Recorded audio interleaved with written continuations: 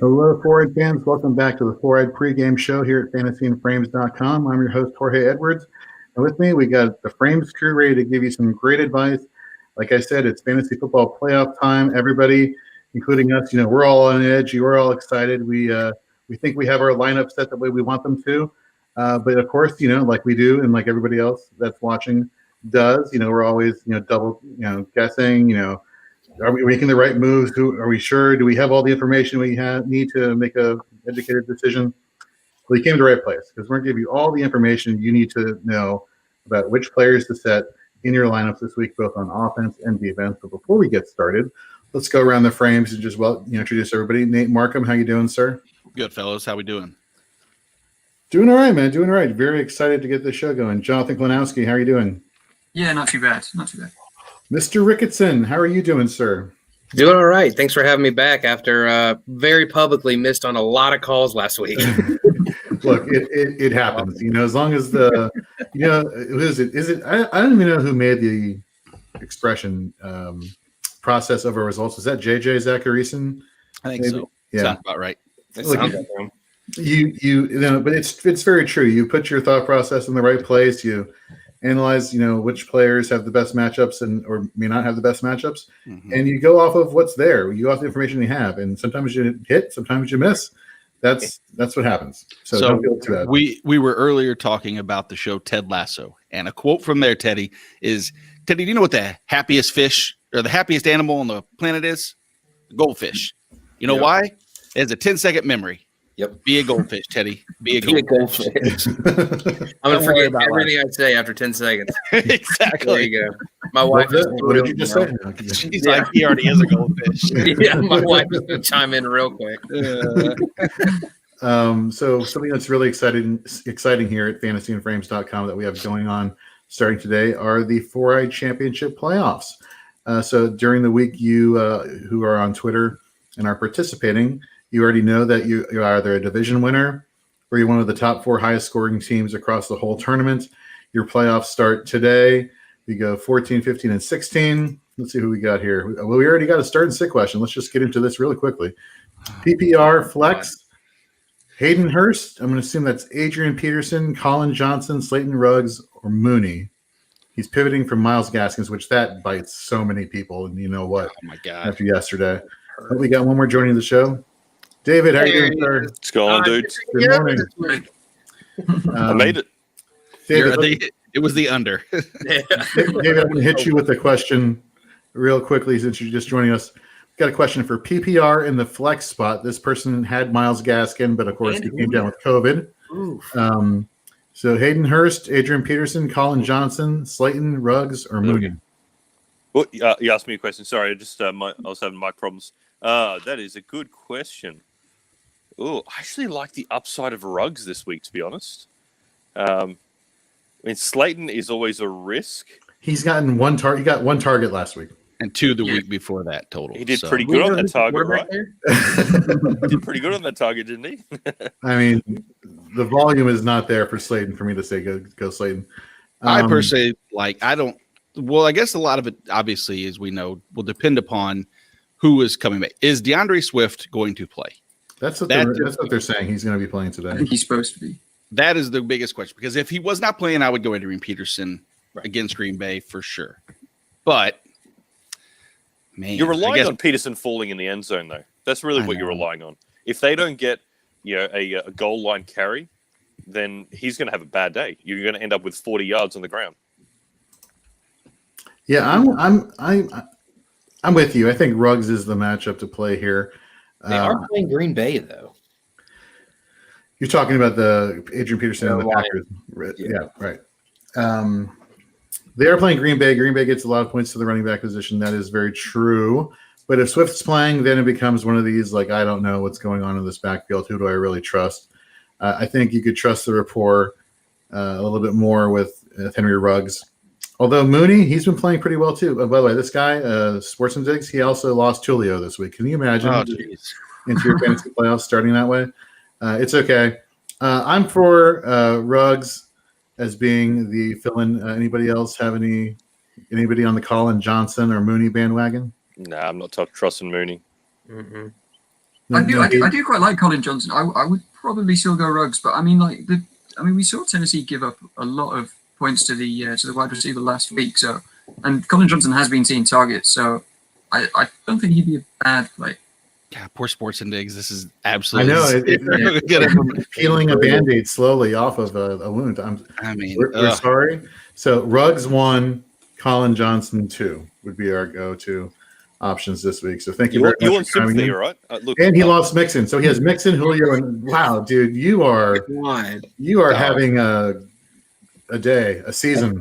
No, tell you what, the guy made it to the playoffs with this mess. Let's give him credit for that. That's the way to navigate a season, is having to deal with Joe Mixon and Julio in and out. Yeah, that should be commended. That honestly. Is pretty. That's a very good point. And you know what? It brought you to the dance. He's like, thanks. We really made him feel better. Exactly. Absolutely. Guys, I know there's a podcast meant to be to help others, but I need everyone to stop what you're doing and focus on me for a second. All right? Sure, go ahead. Because Team CD's nuts just found out we lost Brandon Cooks. All right. Mm-hmm. So I'm going to tell you my Studley team right now. So Tom Brady, quarterback, wide receiver 1, Keenan Allen. That's not bad. Gronk is my tight end. Wide receiver 2 is Russell Gage. Running back 1 is DeAndre Washington. Mm-hmm. And running back 2 is Todd Gurley. So it's tough sledding. Yeah, I got Younghoe Koo. He's the foundation of my team. So. He is the foundation of a lot of people's fantasy games, to be honest with you. Yeah. It's I have no problem. You still have Frank Gore? I have Frank Gore, but I just can't trust him. I think Ty Johnson's going to get a lot of the work. That's a good point. Excuse me. Yeah, Russell Gage, I think I saw a report the other day that when Julio has been out, he's seen a huge uptick in targets, I think, going from 30 to 50. Not 50%. It was some ridiculous number of target share has increased for him. It wasn't strategic. It was, damn it, I lost Brandon Cooks. I need someone to fill in. Right. I mean, name another receiver in Atlanta that you can pivot to or that you could trust besides Gage. And really, of course. Well, I mean, I know we'll probably get to it, but I think this really hurts Matt Ryan, to be honest. It's going to be a rough day for him. Notably terrible when Julio's out. Yeah. Well, let's go back to Russell Gage for a second. Russell Gage during the first few weeks of the season, when all 3 wide receivers were on the field, he was getting you double-digit fantasy points and half PPR scoring. Of course, things kind of drop off when Julio Jones leans to the field. But I'd say Gage would probably be the best option there. Yeah. Yeah. Oh, absolutely. The only option there.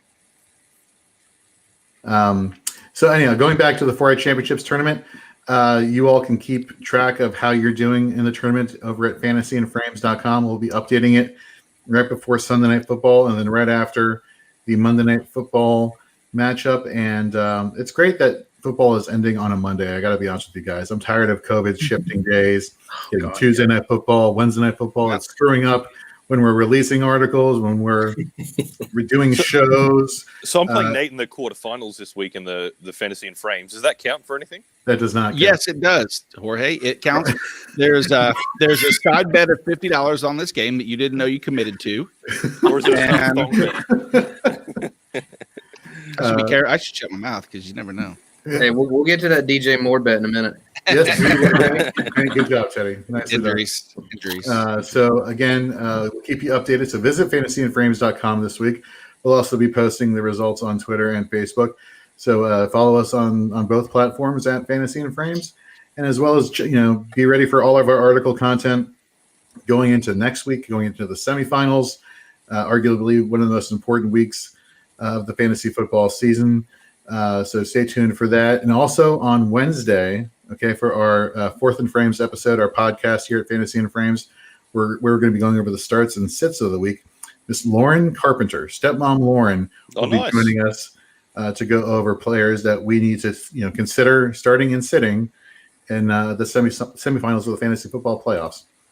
Hold on one second. Congrats to the playoff teams, just from Jeremy Noble. I'm assuming he means in the 4A championships. Yes, congrats to all of you. And let's just get into it, folks. Let's go like we do every week, game by game, all the fantasy relevant players, all the players you need to know, all the players you need to forget about. Let's start off with the Titans and the Jaguars. I think at the quarterback position, it's pretty obvious. Ryan Tannehill is the must start. I don't know if you've heard of him before, especially this goes out to Nate and David. But let's go to the running back position. You really have two elite running backs here in James Robinson and Derrick Henry. Any concerns for both? Or these? I mean, obviously, you're not. When I say concerns for both, I don't mean, ooh, am I going to start or sit somebody? Like, obviously, you're starting them, but like, what are our thoughts in terms of expectations of fantasy output? Nate, let's start with you. My expectation is that Derrick Henry's the RB1, maybe I think the RB1 on the week. I think they're going to lean heavy on him. I think that there's a chance, and I don't think that it's a big one because I don't think they probably play into personal goals. 170.54 is the total yards per game needed, I believe, for him to get to 2,000. Now, I know they're not shooting for 2,000 yards, but what a great start against Jacksonville, who gives up. I mean, this matchup is juicy for both. I think they're 4th and 5th overall against the opposing running backs, so it should be a run-heavy game. The Jaguars have surprised a lot of teams recently. I mean, they nearly beat the Packers, nearly beat the Vikings. There was another team, I feel, recently as well. They've had a lot more close games than people give them credit for, to be honest. And they've given up 28.45 points to the opposing running backs in that same 4-game sample. So I'm not trying to place a bet here, Dave. We're not going to Vegas unless that bet is over on under 130 yards rushing for Derrick Henry. I think he goes under this week. I think you two have enough bets going against each other. And it's not going to be working in one of your all's favor, like really quick. Either way, we'll be wearing a thong. Really? Uncomfortably on air. So this is for bet 1, 7, and 9. The wide receiver position. A year ago we would be saying DJ Chark is a set it and forget a guy, but he's been playing really inconsistently. Out of all the wide receivers that were profiled in this matchup for both teams, you have DJ Chark for the Jaguars, you have AJ Brown. Let's talk about Corey Davis. How clutch has he been the past few weeks for fantasy football purposes and fantasy football managers? Teddy, if you had to rank these wide receivers, Chark, Davis, Brown, I know I'm putting you on the spot here. Who would be your first, second, or third choice? I mean, I think it's got to be Davis, Brown, Chark, just from the sense that, I mean, the longer that Mike Glennon is the quarterback for Chark, the more you can't trust him, in the sense that he did go up 1 week with him, but then Chenault was the kind of golden receiver last week for the Jags. But when it comes to Tennessee, in games that A.J. Brown hasn't been good, Davis has. In games that A.J. Brown has been good, Davis has been good. So I think that if you're looking for the safest floor, definitely Corey Davis. And then after that, I'd pick Brown. I'm right there with you. And going back to week 2 when they last faced each other, Corey Davis and happy PPR scoring, he got you like 10 points. And that was him not really being a focal point of the offense. At this point, week 2, all we're thinking about is, they didn't pick up his 5th-year option. They're not going to be showcasing his skills. He's gone after this season. And now we're looking at the fact that the Titans may have to pony up to keep him in free agency. So don't forget that Corey Davis was a first-round wide receiver draft pick. I want to say he was the third, sixth. Yeah, something like that. He was one of the high-end receivers coming. So it should be no surprise that he's a talented wide receiver. He's just got a quarterback better than Mariota throwing to him. Mm-hmm. This is true. For tight end, really quickly, we don't need to talk about Jonnu Smith is expected to play today. Are we putting our faith in Jonnu? I know he's burned us so many times. Can we trust Jonnu Smith at tight end this week? Anybody? Let's go with Jonathan. What are your thoughts? No, I think. Look, he was really good earlier in the season. He was seeing plenty of targets, but I think with we've just spoken about the emergence of Corey Davis. I think with him, with AJ Brown, obviously commanding a high target share, Smith just isn't seeing the targets needed for me to have any confidence in him. It might be that you have to start him just because of what the tight end position is, but I don't really have that much confidence in him. He's still the tight end 5 on the season. Wow, really? Still, he's number 7 overall in per game basis. He had a great early season run though. Oh, he was monster. And actually, in that middle section, he wasn't seeing many targets, but the targets he was seeing were in the end zone. So he'd end up with like one catch and a touchdown. Yeah, I am a Jonnu heavy rostered. I mean, like 15 leagues. I think I have still, and it just kills me the last 5-6 weeks. Ugh. Yeah, let's talk about things that don't kill you, or maybe will kill you. Let's talk about defense. What are your thoughts on IDP matchups for the Jaguars? I know we talk about Schobert.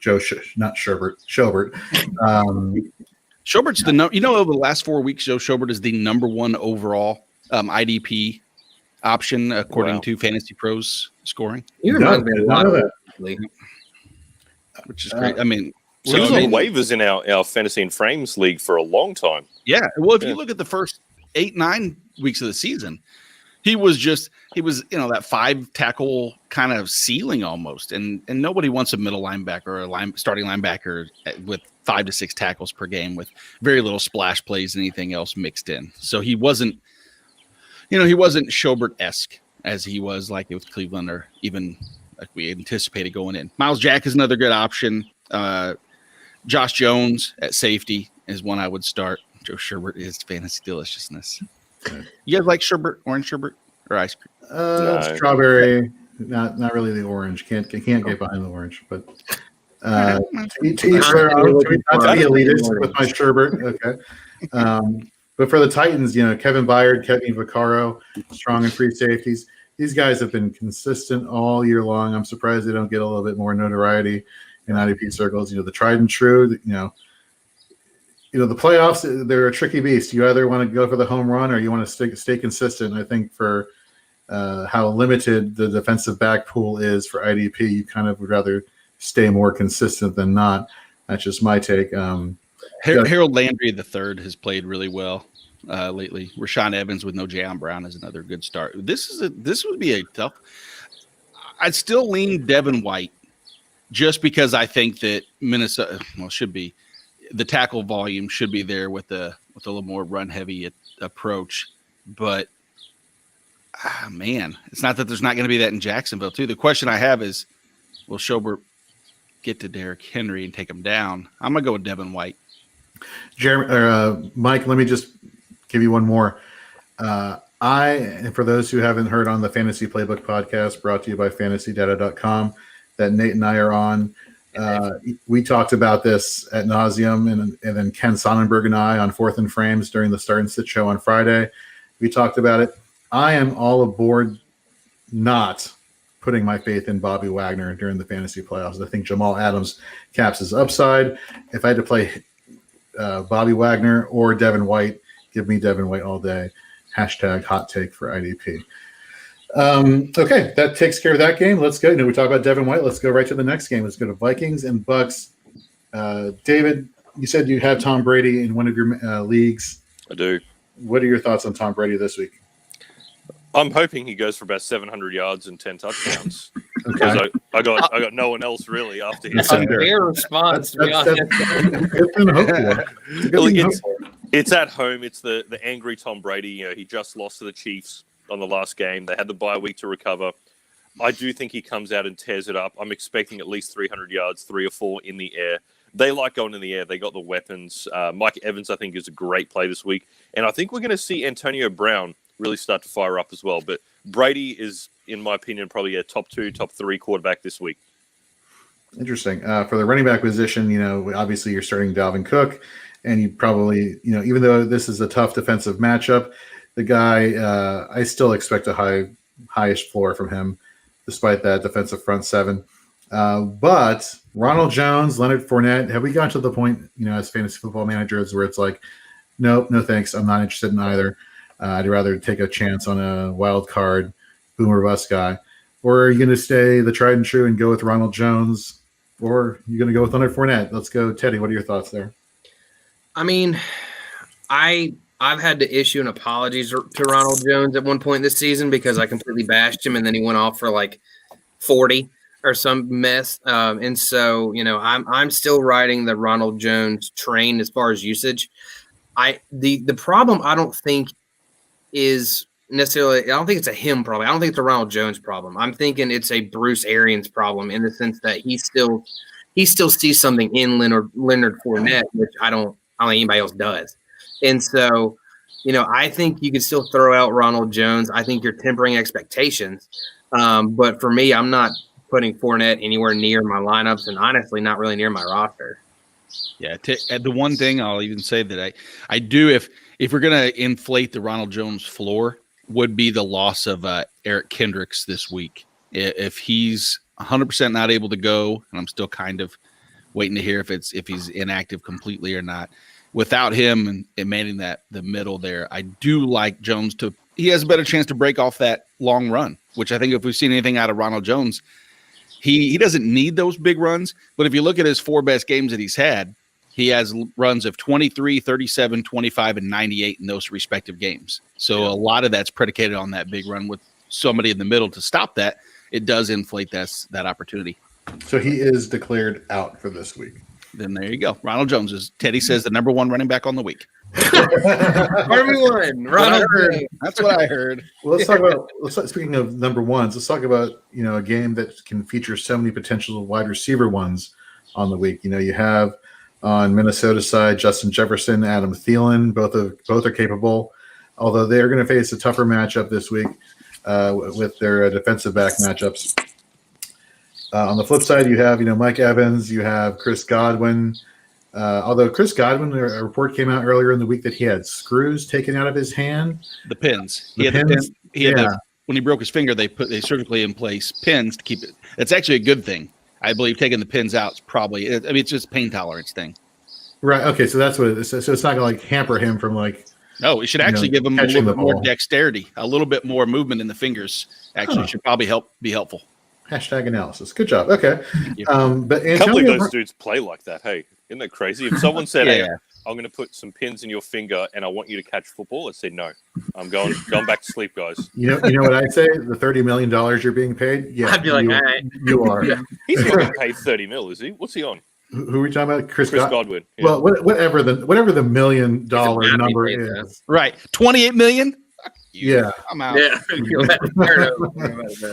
But I'm with you on Antonio Brown this week. I think this is going to be a good matchup. I think this defense for the Vikings is going to be keying on the short to intermediate plays in the passing game, which is just going to open things up down the field. And Tom Brady likes taking his shots downfield, especially targeting Antonio Brown.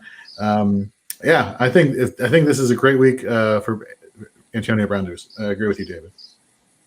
Tight end position, no.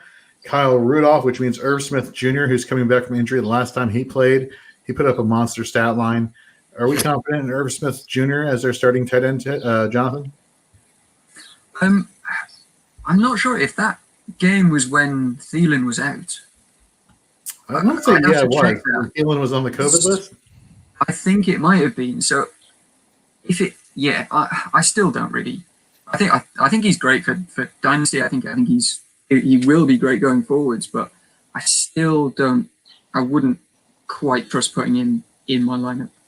How many red zone especially if you're I'm shocked how many red zone looks he gets for a small guy. Typically, when you get to the end zone, they look for their big body receivers, but Thielen is surprisingly one of the best red zone threats. Speaking of threats, I'm sorry, what were you saying, Nate? I was just say you said no tight ends, and I was going to say, how is Dave taking that news with Gronk? I know. I was waiting for you got to play Gronk. Come on, man. Yeah, the guy in his last game in a blowout got 100 and something yards. So you're playing Gronk. I'm playing him everywhere I got him. You know that. Is this like fandom necessity, or do you truly think he's definitely a must start at tight end? Absolutely. The Vikings are not exactly great in their secondary, so I think Gronk's going to feast. He's getting 7 to 8 targets at least a week. He's really shown the last few weeks that he can run, he can move. So I like Gronkowski this week. I reckon he's going to get 100 yards and a touchdown. That's my call this week. They're going to look for him a lot. Brady trusts him again. So my concern with Gronkowski kind of transitions us to IDP talk, and I want to give you 2 names from the Minnesota Vikings that could potentially hamper Rob Gronkowski's productivity this week. Eric Wilson, linebacker, Harrison Smith, safety. I feel like both of these people are both responsible for covering tight ends. I think defensively he's going to be double teamed to a certain degree, or at least bracketed a little bit, which would hamper his productivity. I think this is a more wide receiver game than it is a tight end, pitch and catch game between Brady and Gronk. See, that's just my take, but I mean, again, the target volume could be there, as you're saying. You don't think they're going to be focusing on? I mean, they got Evans, Godwin, Brown, like 3 pretty talented receivers. My assumption is they're going to be trying to focus on those guys because you can't just double team Gronk and leave 3 very talented receivers wide open. That's a good point. That's a very good point. Nate, who are some other IDP options in this matchup we should pay attention to? Well, like you said, you touched on Eric Wilson and loss of Kendricks. Obviously, I think Eric Wilson is a hammer start anyway, even with Kendricks on the field. But on the Tampa Bay side, Ndamukong Suh, I think he gets some pressure there. JPP, Shaq Barrett. God, maybe the better question for Tampa Bay is who's not a good option. And in that case, I'd say maybe Whitehead. And it's pretty much Devin White, Lavonte David, Shaq Barrett, JPP, and Ndamukong Suh are all in play. If you have any one of them, I think they're all likely, especially against a team that Minnesota might actually have to try to pass the ball a little bit more to stay with Tampa. And Minnesota's offensive line is not the best. I could see some pressure on Kirky. All right, we got a question here from Jeremiah. Jeremiah, what do you got for us? Pick 2 of 3 full point PPR: DeAndre Washington, Melvin Gordon, or Gabriel Davis. Oh boy, it's got to be Washington and Gordon, right? Yeah, that's my first guess. Yeah. No. What do you guys think about? I'm going to throw in the monkey wrench, and I'm going to say I think it's Gordon and Davis. I think Gabriel Davis is legit for Buffalo. I might agree with that. Just the only reason I don't like DeAndre Washington is because I can't. If all 5 of us took a different running back, Jorge, you get Patrick Laird. I'll take. I don't even know. I'll take Lynn Bowden. There you go. Yeah, there you go. Thank you. I was going to give somebody Lynn Bowden, and it's McGuire is there. Who? There was one other person too. Laird, McGuire, Bowden. And Washington. So there's 4 potential mouths. Chandler Cox. Yeah, I know. And Mark Walton. Zach Zenner. There you go.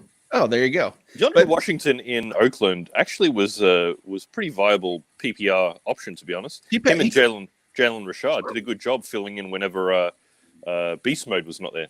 Mm-hmm. Well, it's also DeAndre Washington's revenge game against the Chiefs, right? That's true. That 1 month stint he had exactly for the Chiefs. Narrative. Very nice. All right, let's go to speaking of the Chiefs. Let's go to the Chiefs and Dolphins. Nate, you were supposed to be at this game, but hashtag COVID sucks. What can we say? Yeah, were you meant to be at this game, Nate? Pardon me? Were you meant to be at this game? So I'm on vacation this week, and it was supposed to be, Carrie and I looked at the beginning of the season. We picked this week out because Miami was allowing 20% capacity in the stadium. The tickets were actually relatively cheap. We have vouchers from our honeymoon that got not canceled, but one of the flights got delayed. So yeah, we had a whole plan to go, and then they opened up the state of Florida, and I said, I'm not wrapping myself up in that COVID blank comforter of steak. Who's not going to be wrapped up in a comforter today is Patrick Mahomes, because report just came out that Kyle Van Noy of the Dolphins is out. Mm-hmm. So he should definitely have some more breathing room this week. Okay, let's talk about quarterbacks. Obviously, Patrick Mahomes. Have we seen enough out of Tua to be like, okay, he could be a sneaky, scrambling, point-getting quarterback? No. I don't think so. Okay, there we go. I just don't think he has enough weapons around him. Because, if Gaskin was playing, I'd feel better about it. Right. But now you've got Gesicki, who he's kind of learning exists, and then Devontae Parker. But then past that, he just doesn't have enough weapons that he has enough rapport with to make him relevant. He's a poor man's Cam Newton, and Cam Newton is benchable. There you go. For running backs, though, is this an instance? I don't even think I trust any running backs in this game, which is kind of scared. Like, do you trust CEH? Do you trust Le'Veon? Do you trust whoever the backup is? Is it DeAndre? Well, if you read an article about a few weeks ago, you would know that nobody should be trusting CEH right now. I wonder who published that article over at fantasygames.com. No. Right observations tab. You shouldn't be relying on him since he was active last week and didn't touch the field. So yeah, how many people got screwed out of that with 0 points? Kicked out of the playoffs on that. How devastated would you be if you chose CEH over Dalvin Cook in your fantasy draft this year? And a lot of people did. Yeah, he started getting after I'd say After Damian Wilson. pick 5. I think it was the 5th, 4th pick is when people were starting to make that decision. I saw him go as high as top 2 or 3, which was just stupid. What? Yeah, he went in some of those NFBC leagues. People were just, the people that want to take him number 2 overall, and when he blows up, they can say, I told you so. Those are the people that took him that high. He should have been into the middle, late 2nd, realistically. Tight end matchups, obviously Travis Kelce, you're starting. Obviously, going back to wide receiver Tyreek Hill, you're starting. Just quickly, Leonard Fournette is inactive. So going back to the Tampa Bay game, I think Ronald Jones is a good play this week. Just want to throw that in there. All right, Teddy. Rocket goes back and send him up. Okay, so tight ends, Travis Kelce. Mike Gesicki, I think you might be starting just out of necessity because of the tight end shallowness. But are we feeling good about Mike Gesicki? Is game script going to be working in his favor this week? I think so. I also think if you look at the Chiefs over the last, I think, 4 weeks now are giving up the 2nd most points to opposing tight ends. So they're starting to – they're not getting a lot of pressure on the other quarterback either. So it's giving Tua some time. And he had something like 11 targets last week. As Teddy said, Tua now knows he exists, which is quite nice. I've got Hilton there, Jeremiah. Got a question from Jeremiah. Gabriel Davis or T.Y. Hilton now? Okay, now I'm going T.Y. Hilton, and it does not because I'm starting him in one of my teams this week. It's just he's come alive in recent weeks, and I kind of feel like I'm kind of shallow at that position, and I'd rather ride the hot hand. I know Gabriel Davis is also a hot hand, but I trust the matchup here with T.Y. Hilton versus Gabriel Davis going against Buffalo, or excuse me, Gabriel Davis going against Pittsburgh this week. Mm-hmm. Anybody else disagree, or is that kind of? I like Hilton as well. I mean, you got to go with the talent, you got to go with the opportunity. And T.Y. Hilton, the last few weeks, has been really getting the targets and end zone looks. So I like that. All right, Jeremiah, thank you very much for chiming in. Having more questions, hit us up, as well as everybody else out there. Have some questions. Don't feel afraid. Just ask away.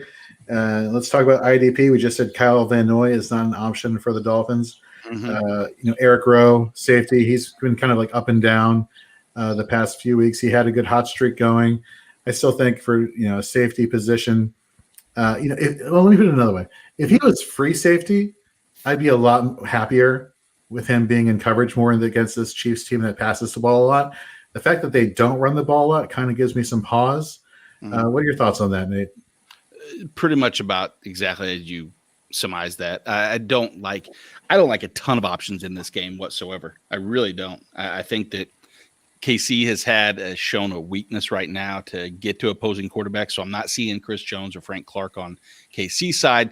You mentioned the aforementioned Eric Rowe.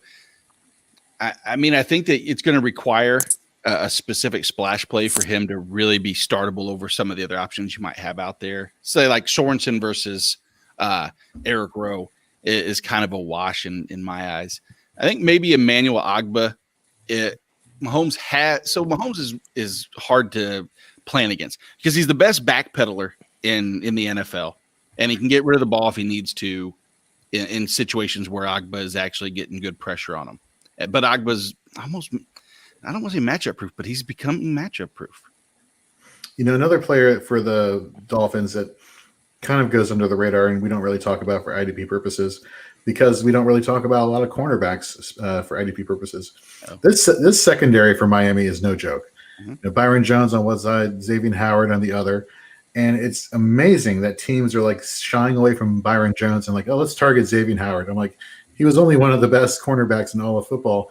And they're going to be targeting him, I think, a lot this game, which is great for the pass defense options, for the tackle upside, and it's potentially an interception. I'm not banking on interceptions for him per se, but getting his tackle volume up this week, given the targets he'll probably be facing, I'm kind of excited about that if I had to play a cornerback specifically in fantasy football matchups this week. All right, let's go to the next game. We got the Broncos. We got the Panthers. Give me all the Mike Davis. No real receiving options. David, you're shaking your head. Do you not agree? No, I'm shaking my head at Christian McCaffrey.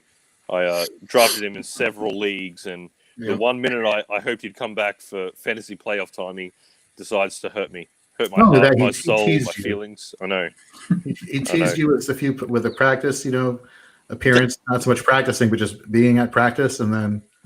I mean, The 49ers got crap a couple weeks ago for, quote, losing their bye week because of how bad they handled it with COVID. I think you can make the same case for the Panthers, just in the sense that, sorry, Nate, but DJ Moore's going to be out this week because of COVID. And Chris McCaffrey got hurt during a bye week practice that wasn't associated with his previous injury. So, it's a rough one for the Panthers. Going to Michael Bauer, answering his question real quick. Johnny Smith or Hayden Hurst? I'm leading Hayden Hurst this week. I just think the matchup dictates that. Johnny Smith, Nate, something you've brought up several times.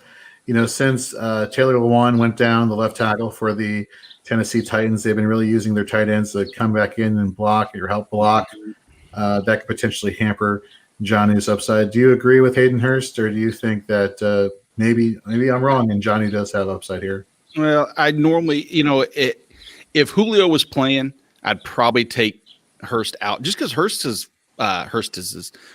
floor has been 0. He's put up 0, and Johnny's had the one game with the 0, but at least he's established a little bit of a higher floor than Hayden Hurst. And I say that just because the weeks that I've started Hayden Hurst, he's given me 0, like 2 points and so on and so forth. But without Julio, I think the target volume should be a little higher in that. You still got to go with the safety blanket of Jonnu Smith, right? I mean, I just can't try. You hit the nail on the head, Nate. That Hurst's floor is 0, and I just don't want to go into playoff week. But no Julio makes me feel a little bit comfortable about that floor for Hayden Hurst. I think that elevates it just a little bit more. My opinion. While we're debating between Hayden Hurst or not Hayden Hurst, I don't know if you all saw last week or maybe it was a week before his little video. Going over mental health, awareness, and his foundation, the Hayden Hurst Foundation. The guys over the FF Face-Off, Fantasy Football Face-Off, Michael Hoff, and Anthony Servino. They did their telethon over the summer that we were lucky enough to be a part of.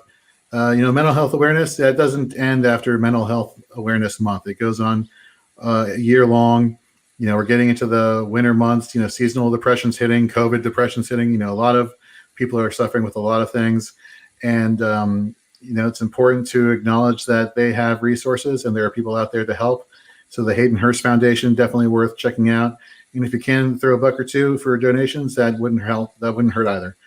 Just my little thought here. Jeremy Noble. Yeah, woo! That's right. This definitely helps. Yeah, baby. This definitely helps David. Eat, Robbie, eat. Doesn't matter. There's an injury clause. I told you. We'll go back to far the away. How far behind is Robbie Anderson from DJ Moore in points? I could look and find out for you real quick. We're talking like 20? Guys, it doesn't matter. We can't. It does. It does matter. I'm going to bring up the archive. Don't you worry. Don't stress. I love it. I'm going to buy the thongs for both of you. I know this sounds completely horrible. But people wanted to hear, listen to a pregame show.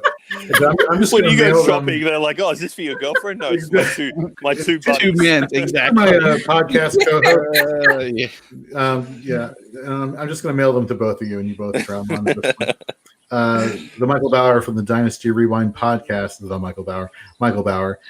He'll be working with Anthony and Mike Hoff on the mental health awareness, Hayden Hurst mental health awareness telethon next year. So very cool. If you're not following Michael Bauer, follow him at the mbauer85 on Twitter, as well as his podcast, as I'm repping that podcast shirt, the Dynasty Rewind podcast. He does a great Facebook live stream as well. Yes, he does. Definitely check that out. Very interactive, folks. He's saying Curtis Samuel. This is a Curtis Samuel week. Curtis Samuel is off of the COVID list. He's back. Do they need to throw a lot on the Denver Broncos, however? Are we really trusting this offense for Denver to really give them a reason to? Denver put up a fight against the Chiefs last Sunday night. I mean, it wasn't exactly a cakewalk. So don't be surprised if the Broncos put up a fight in this one. The Panthers have been known to lose a couple of easy games, if you will. So I think it's going to be a lot closer than people give them credit for. Jonathan, if you had to pick one, who would you pick? Mike Davis or Melvin Gordon this week? I'd probably go Melvin Gordon, actually. I think, last week we saw that, he is a good player. He'd had quite a few games previously where he'd disappointed a lot of people, but he's seeing plenty of carries. We saw a much better performance last week. I still don't quite trust Mike Davis. I mean, he hasn't, after those first couple of weeks, he just hasn't quite been at the same level. I think, with the amount of injuries that Denver has in the secondary, I personally think that they'll try and throw a little bit more than rush. But so yes, I'd probably lean Gordon. Teddy, are there any wide receivers for the Broncos fantasy managers should be like, hey, you know what? I'm okay with rolling with him. Jerry Jeudy, yeah, why not? Throw him into my lineup this week, the first round of the playoffs. Oh, sweet Lord. I don't think you're going to be doing it with any confidence. I do think we've seen Tim Patrick do well enough that you could definitely flex him. But for what we've seen recently of Jerry Jeudy, I wouldn't do anything more than a flex. And at that point, it's just going to be roster dependent. David, are we trusting Noah Fant this week? No.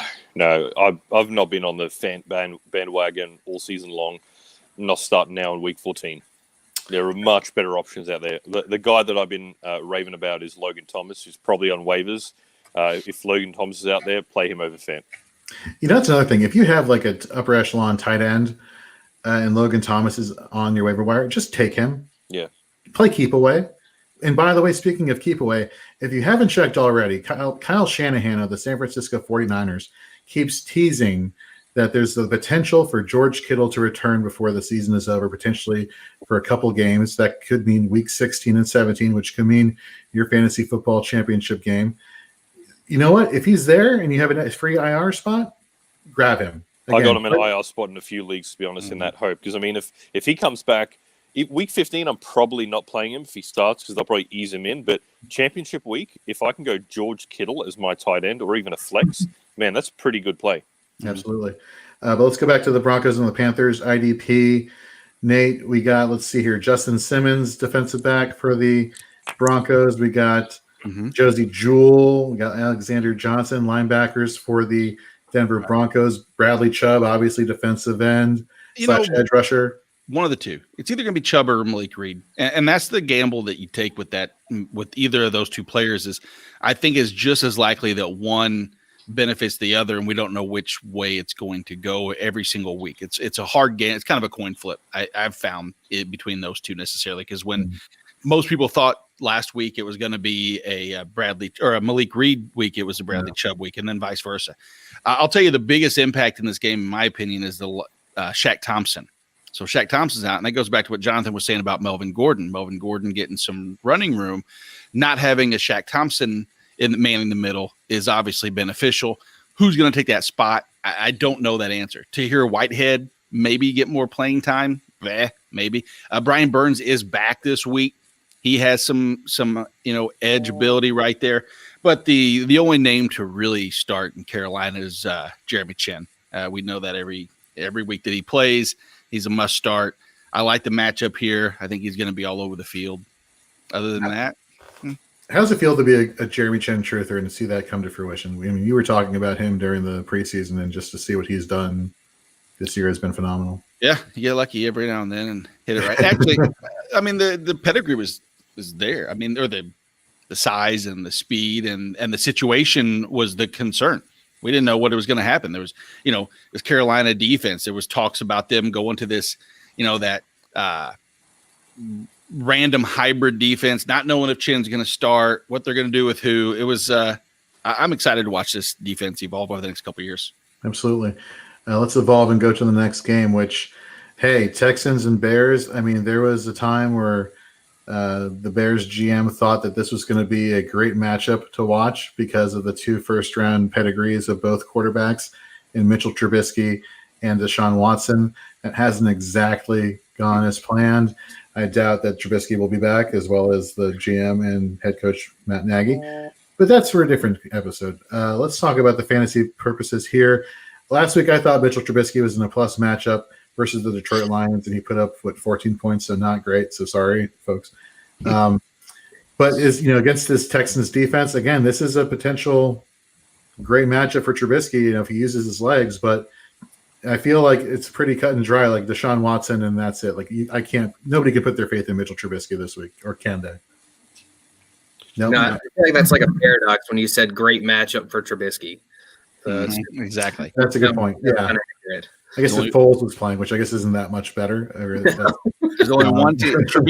Trubisky has one team that's a great matchup, and that's the Lions, because that's where I think, and I have to look it up at the beginning. I think 70% of his total touchdowns have been against the Detroit Lions over the last 2 years. Oh, yeah, I think he's crazy, averaging staggering. he's close. He's averaging over 20 fantasy points a game during his career facing the Lions. Kills Detroit, but they're not playing. Except for last week when I predicted him to kill Detroit again, and he didn't. So thank you, Trubisky. Running back situation, Nate. I'm going to let you cover this running back situation for Chicago because I want you to get your 10 minutes of fame, 15, 20, whatever, how many minutes you want talking You want me to about. talk for 20 minutes about Cordell Patterson? That is crazy too long. You know what? If you could talk for 20 minutes about Cordell Patterson, first, I would be very impressed. But in second, I probably would cut you off at some point. But let's just get this thing going with David Montgomery. That is the ambulance that's going to be coming for the Houston defense when Montgomery absolutely murders him. Yeah. Damn. Okay. No, that's good. That fits into my my narrative.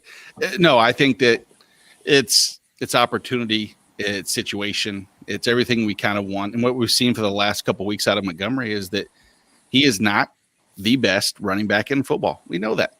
But he gets the ball a lot. He's faced the bottom 3 teams in the NFL consecutive weeks, which is amazing, at least against opposing running backs. Detroit, Houston, Green Bay. Houston, 31 over the season per game to the opposing running backs. In the last 4 weeks, it's gone up to 34. So they're actually getting more porous. I love the opportunity. I don't think there's too many other weapons in Chicago to take the ball out of his hands. I can't say he's going to be my RB1 like Teddy did with Ronald Jones. But I did that because I'm a goldfish. Hey, you were exactly. You already forgot. Let's answer another question we just came in here. B. Ricketson, any relation there, Teddy? No, potential. That would be my wife. Nice. Yeah. Long-time viewer, first-time commenter. Welcome to the Four-Eyed Pregame Show. Should I go Jonathan Taylor or DJ Chark? I'm pro Taylor this week. I think this is just I think the Colts were waiting for Jonathan Taylor to kind of get into this whole rushing volume thing. I don't trust DJ Chark just because of Mike Glennon. Does anybody disagree with that? Let's go I will, actually. I'm going to disagree with you there. I would go Chark over Taylor, and I'm not saying Taylor's not a talented running back. It's that you don't know who it's going to be. Sometimes it's a Wilkins week, a Hines week. Hines is the number one, so you're really relying on positive game script for Taylor to be effective, whereas DJ Chark is going to get at least 7 or 8 targets regardless. What he does with it, I don't know, but the opportunity is there with Chark. What about you? Let's go to the husband. What do you think? Well, I texted her when she asked me this question.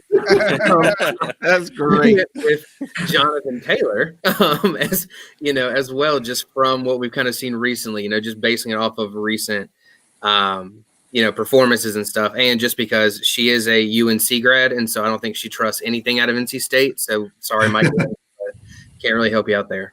Let's go with Jonathan. Jonathan, you have such an amazing accent that everybody loves. Including the question asker. Who do you got in this matchup this week? If you had to I'll go for my namesake, Jonathan Taylor. That's all the rationale you need right there, just because of this. Yeah, there we go. No, I mean, actually, wrote the other day about the. There you go. About rookie running backs who have clearly had a slow start this year for obvious reasons with COVID, training camp, preseason games not happening. We've started to see those running backs kind of get into the game plan a lot more. And Jonathan Taylor, he's had a slow start, but I think over the last couple of weeks we're starting to see, as you said, Jorge, that they are starting to use him more, and it's a great matchup. For those who haven't read, both Jonathan's and Teddy's most recent Four-Eyed Observation article, head over to fantasyandframes.com. Check it out. We got Kirk Cousins on the discussion point. And then, of course, we got rookies that could potentially help you down the stretch this season from Jonathan. Okay, let's now. I love that. Your wife asks you who to start and sit. And then instead of going, you know what, you're right, husband, going, I'm going to hit social media up and ask him just to make sure my husband's correct. Dude, get mad supporting the live stream. Look, I don't look. I understand where he's coming from. My wife, she's like, I need a place where I can get information for my fantasy football team. Like, are you seriously telling me this right now? Do you not know that we have shows and articles and websites and rankings? She's like, Yeah, I guess. I mean, what do you mean you guess? Like, I don't get it. Jeez. At least your you are wife is welcome. watching the show. She does watch the show. She is a big fan. I of the show. know. She's I'm getting talking. ready. I'm talking to someone else's wife on here. Comment. It's just to Swear. get her in the football mindset before she covers the Steelers and Bills game tonight. So I can't wait for that. It's going to be a great matchup. Well, at least for fantasy purposes, I think. right. As long as she's not listening to us to get information about that said game, then drop your analysis. You know before that. what if she did? What if she is, and we turn out to be right? That's fair. Huh? Yeah, broken clock is right twice a day. So my You God. know, ESPN Brooke Pryor. There you go. Great.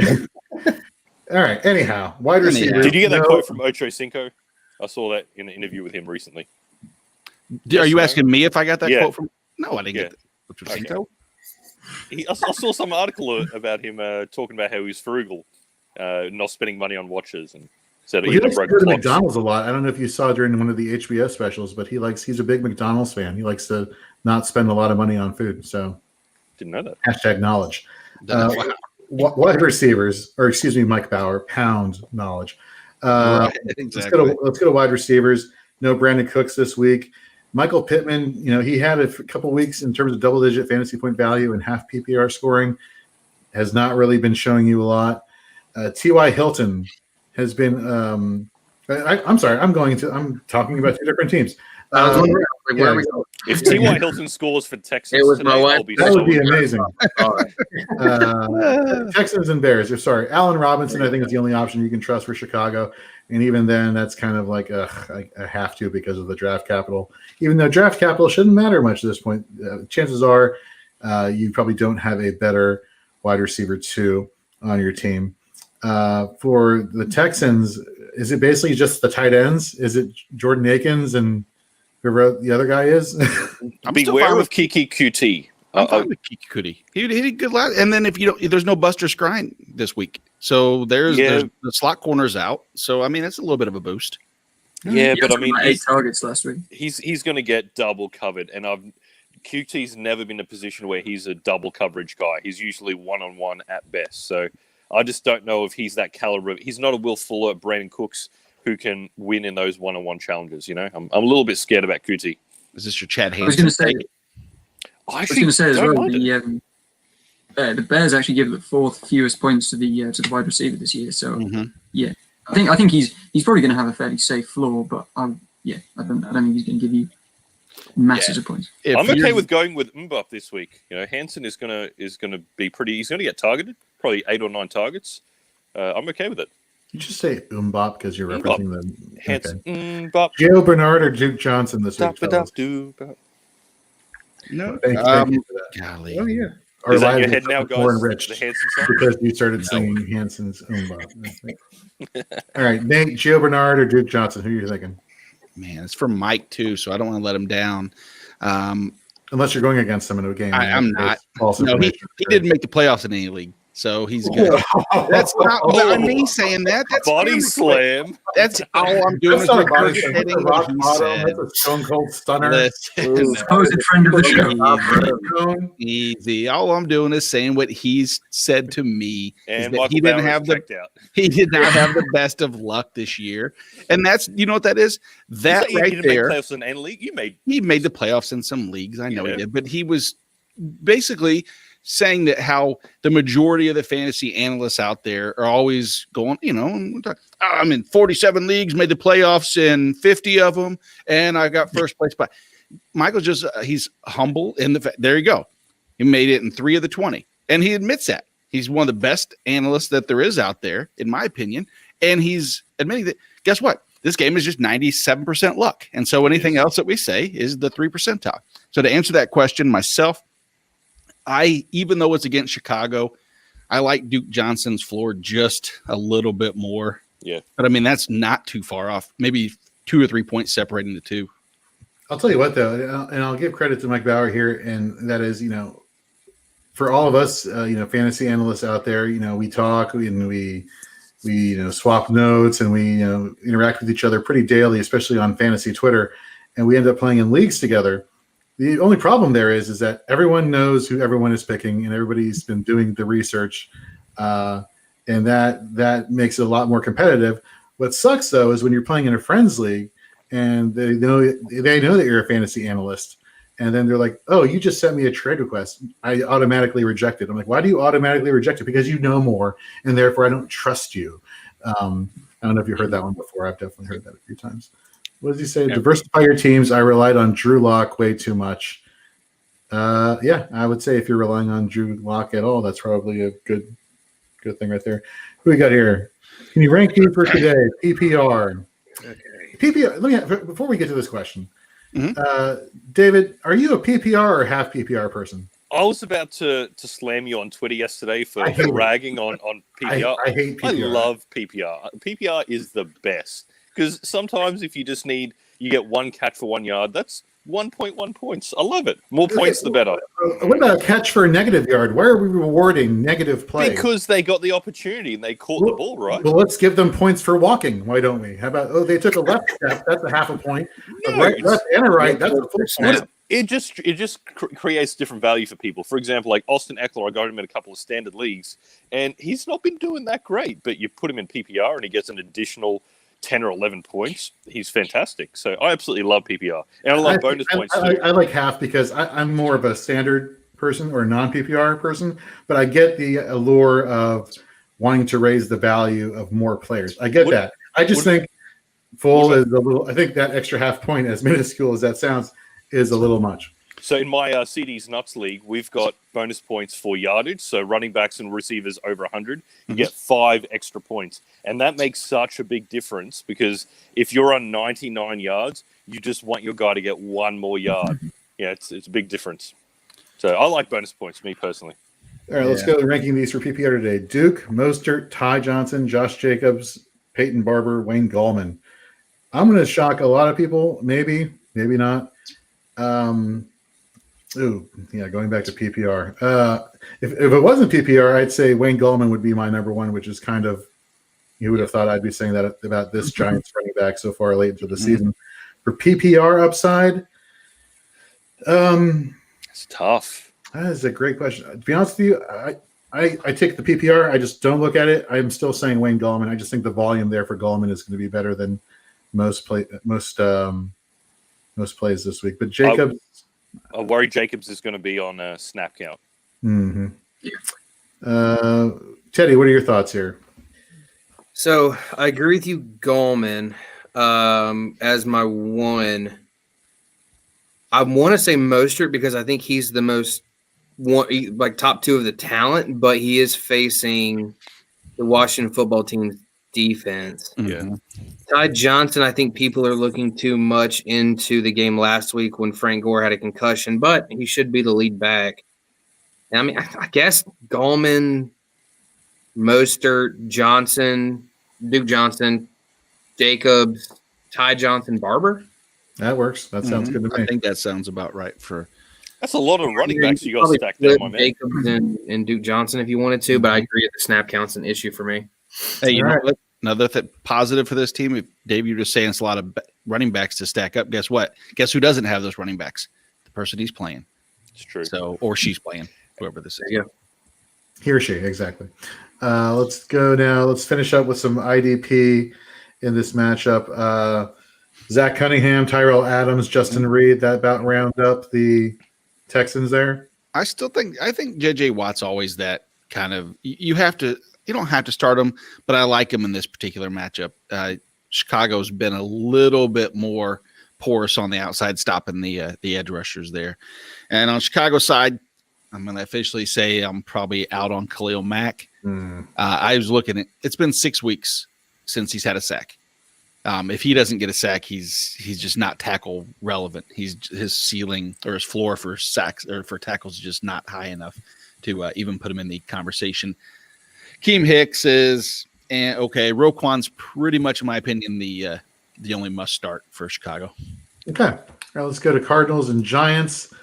Daniel Jones coming back this week. You know, I put this stat out, I want to say week 6. In terms of RPO plays, quarterbacks who rushed the most in RPO plays were Lamar Jackson, Kyler Murray, then Daniel Jones. I looked this up last week. The order: Lamar Jackson still, Kyler Murray still, and Daniel Jones still with quarterback rushing yards off of the RPO. Look, the Giants, they treat him as a mobile quarterback, and they put him in positions for design runs. He gets that rushing floor upside. He is coming back from injury. He is going against the Cardinals. Is it crazy for me to think that Daniel Jones potentially has more rushing upside this week versus a banged up Kyler Murray? Or are we back on Kyler Murray's good graces because he's had a week to recover, David? I'm out on Kyler Murray, I've got to be honest. And it's just purely because this is the business end of the season. It's playoffs. And I think that injury is hampering him a little bit more than is getting publicized. Daniel Jones has got some wheels on him. He can run. I wouldn't think it's crazy to put Daniel Jones over Kyler Murray, to be honest. So this question is very important to me because I'm facing Jeremy in our big money league today, and this is the dilemma he has. So is Breeze not in this week? I thought there was talk of Breeze potentially. They have slowed his return to make him heal fully. All right, Kyler or Taysom Hill this week? Let's go, Jonathan. This is a horrible question. That's why I gave it to you. Horrible question. I think you're right there. Yeah, exactly. And it's such a ridiculous question when you look at it. Do you want Kyler Murray or Taysom Hill? Well, do you trust Taysom Hill to get past this Eagles defensive line? Yes, and I'll be honest, I'm really worried about Kyler. Like looking at the Giants' defense, their defense last week and how they got after Russell Wilson. Kyler's only had something like 5 rushes in each of his last 3 games. Exactly. You made a great point on our podcast, Nate, about Kyler Murray throwing for 3 touchdowns last week, and he was the QB 17, right? Right. I mean, 170 yards. He had a couple turnovers and 3 touchdowns, and you're not in the top 12. It's pretty crazy. Right. You have to look back at the last 3 to 4 weeks, and Taysom Hill in the last we'll go 4 weeks, keep it consistent. Taysom Hill's in the top, he's 13. And you look at Kyler, who's actually, he's averaging more than Taysom Hill over that span. But I just don't feel comfortable because I think Kyler Murray's rushing floors help build those, 2 of the last 4 weeks up. And I think it's gone. I think exactly like you guys said. He went from 10, almost 11 rushing attempts per game prior to that to 5. That's crazy that we're saying Taysom Hill over Kyler Murray, but I think that's the way I'm leaning too. Well, we got to the point where we thought the Cardinals were going to be running away with this division after they beat Seattle early on in the season. But I think they've lost the past 4 out of 5. On one hand, you kind of think they'll make the playoffs, so they'll take it easy and not use Kyler as much. But they could potentially be on the outside looking in if they lose this week. So now, do they, not have a choice at this point to unleash Kyler? It's an interesting matchup. I'm with you though. Taysom Hill probably has the sneakier upside this week. So there you go, Jeremy. Don't do what we just said. So going back to this matchup for running backs, it's Wayne Gallman over Kenyon Drake for me. Anybody disagree? I think Drake is more reliable for a touchdown. Gallman last week went for 135 yards. So he was great on the ground as far as getting yardage, but I believe Morris is the one who rushed for a couple of touchdowns. A couple goal line back. That scares me a little bit. They use Morris on the goal line, so I think Drake they use him more in the red zone than Gallman. Are you hating either as a flex this week? No, I don't hate either. I mean, especially Drake as a flex is fine. I'm okay with him as an RB2, to be honest. I think you're going to get more of a chance of a touchdown with Drake. Okay. Especially if Kyler's running less. Then it should allow Drake to have more opportunities. That's a very good point. And you look back to the end of last season when Drake really came on and had those monster games. It's because they were running Kyler less. So this is setting up for history to repeat itself. Wide receiver position. This defense for the Giants is no joke. But that being said, you're not sitting Nuke Hopkins, obviously. But are you playing Christian Kirk this week with any confidence, Teddy?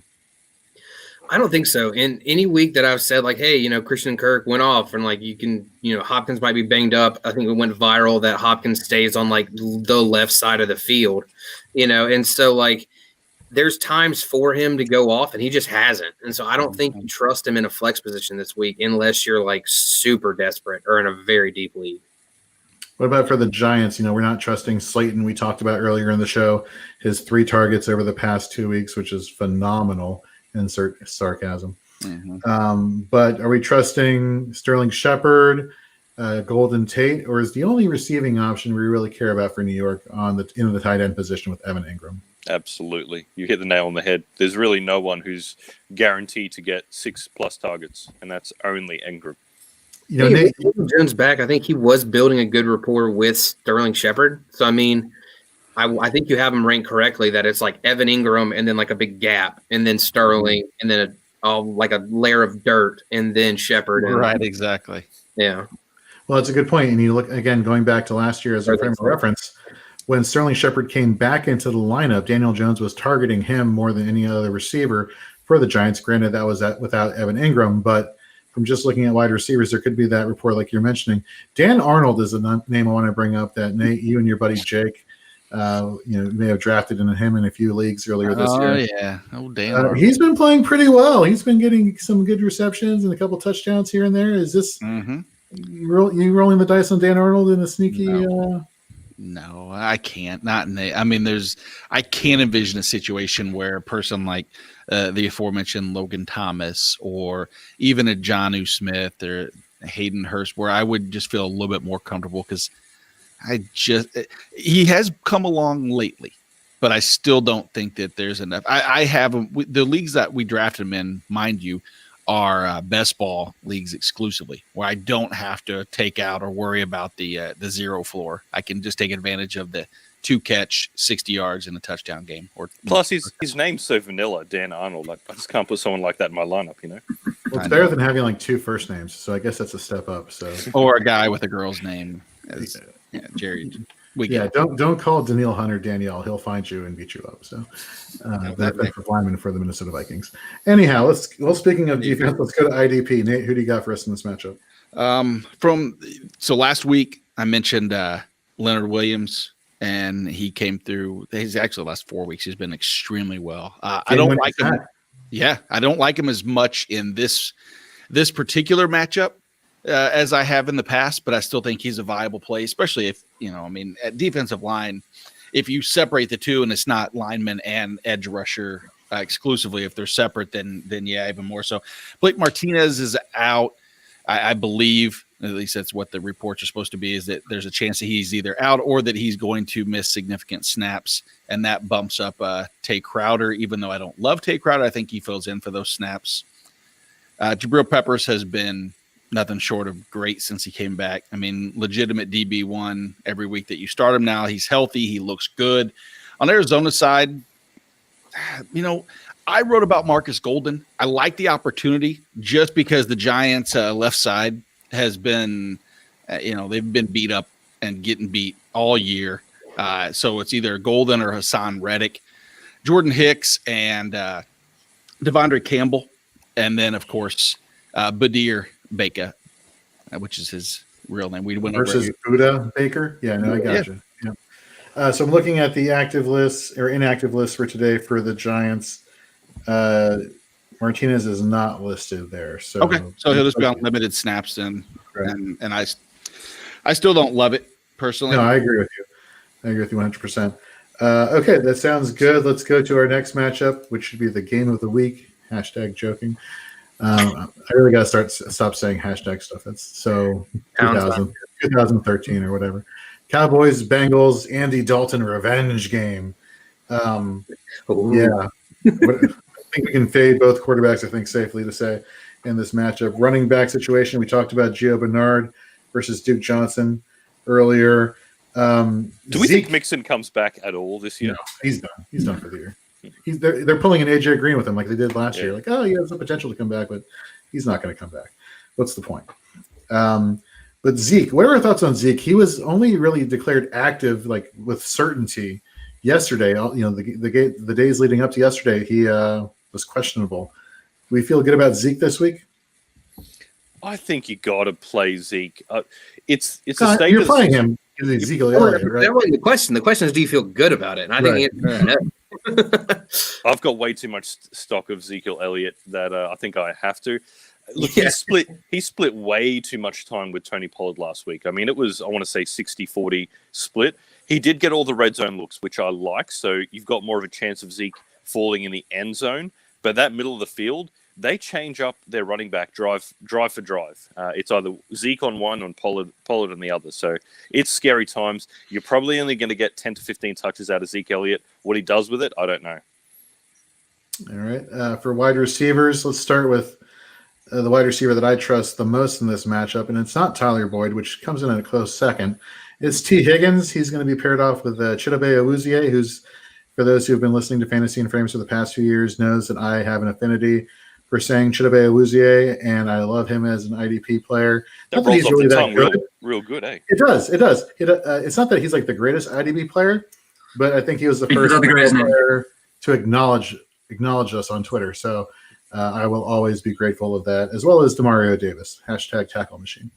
But anyhow, so I think T. Higgins, he has the consistency. He may not get you that high floor upside, but I think you can definitely count on double-digit fantasy points with T. Higgins. I think Tyler Boyd he got that long touchdown catch last week, which kind of overinflated his value. So give me some T. Higgins. But for the Cowboys, Amari Cooper has been consistent with double-digit fantasy points and half PPR scoring the past few weeks, as well as targets. Michael Gallup, though, he had the team lead in fantasy point production last week, had the touchdown. If you had to pick one, Teddy, who would you go, Michael Gallup or Amari Cooper this week? I'd still go Cooper, just from, like we kind of said, like the safety net. I think Gallup has now edged ahead of CeeDee Lamb in this kind of wide receiver trio, whereas TD was kind of ahead of him for a good bit. I don't think that – I mean, from the game last week, I think a lot of Gallup's – not a lot of his points, but at least kind of the cherry on top did come in very, very garbagey time. And, I don't know that he's going to have that same value today. I still like Cooper, though.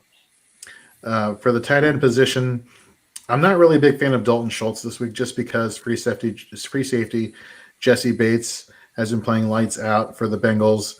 And I think Schultz may be called to do more blocking this week just because the Cowboys offensive line is just in shambles. That being said, so is the Bengals offensive line. So Nate, let me ask you as we transition to IDP, Are we trusting Aldon Smith or DeMarcus Lawrence? Technically, DeMarcus Lawrence is aligned where the left tackle would be. So he, potentially could be reaping the benefits of that. Let me go back. Who are you picking? DeMarcus Lawrence or Aldon Smith? Man, I don't know if you're going to be in a position to have to choose between the two, but I think you could start both. Maybe not if you had both on the same team. That seems like a little overkill there. But I personally, I have Aldon Smith a little higher than DeMarcus Lawrence. I don't know if it's a gut call exclusively. I know the matchup states that if you look at Lawrence over that Jonah Williams side, but Aldon Smith has been almost equally as productive from that same side as well. So then it's just a matter, I believe, of who takes advantage of the situation on the right. And I know that's dynamite analysis is who takes advantage of the right situation. But I do think that there's something to be said about that, is that I'm looking at again, I hate to say gut. I think Randy Gregory they rotate in, and that's going to be the question is who does Randy Gregory rotate in for is going to be, will it be the matchup with, DeMarcus Lawrence or Aldon Smith? So my take here is I think if you're counting on sack production, roll with DeMarcus Lawrence. But let's talk about Aldon Smith for a second. He's not just a down lineman. He's that outside edge rusher who can play in coverage and get those tackles. So we have a Gio Bernard who's probably going to be the quick dump off option. Aldon Smith has the athleticism to go out and get those tackles. So he maybe has more of the tackle upside this week. I'm with you. I don't think you can go wrong in this choice there, however. Who others? We got Jalen Smith for the Cowboys, linebacker. Yeah, Van Der Esch. Is it Van Der Esch? Do we even count Van Der Esch anymore? Is he still? I mean, I know we should count Van Der Esch, but has his production really warranted? As an LB2, which is where you probably have him now, since you got Probably. That's a good point. Sam Hubbard has come, again, another good week. Dallas allows a lot of pressure to the quarterback position. I think the two you talked about earlier between Von Bell, Jesse Bates. Coincidentally, Von Bell and Jesse Bates over the last month have been the IDP defensive back number 2 and 3 overall in the past 4 weeks, according to Fantasy Pros IDP scoring. Absolutely. Sorry, Michael Bauer, didn't see you. Came into the studio. No worries. We were there for like a good 20 minutes just hanging out. Did you just come to rag on Nate for saying you didn't make playoffs in your leagues? Or? No, no. Listen, I admit, and a lot of it too is my own fault, not paying enough attention, being in too many leagues, and a lot of times people knock on the fantasy analyst for not doing so well when a lot of our time is spent helping other people. So, diversify your leagues. Don't be in 20 to 50. I'm cutting back this year. I'm in 8, and I think that's even a little bit much, to be honest. I think next year I want to cap it at 5 because I'd rather 5 leagues where I pay full attention to rather than 8 or 9, which some of them you're like, oh damn, I left Leonard Fournette in there who's out. You just forget. Yeah. Not only that, I wanted to, like you say, diversify certain aspects of how you're playing fantasy football. I want to do the exact opposite of that, where I want my leagues just to be on one app. I hate switching from Sleeper to ESPN to Yahoo to no, everybody go to Sleeper now. And just what I mean by that is don't draft the same guy over and over and over. No, I got you. You know what I mean? Like if you believe in someone in a rookie draft and you think they're going to pan out in a couple of years and you're stashing them on your taxi, it's really different. But like I said before in the comments, way too much Drew Lock. He hasn't played great and he's been hurt and then he was on the COVID list. So it's been pretty tough. But I actually missed the answer to my Giovanni Bernard question because I was changing a diaper when it was being answered, unfortunately. So what was we doing Gio Bernard or we went with Duke?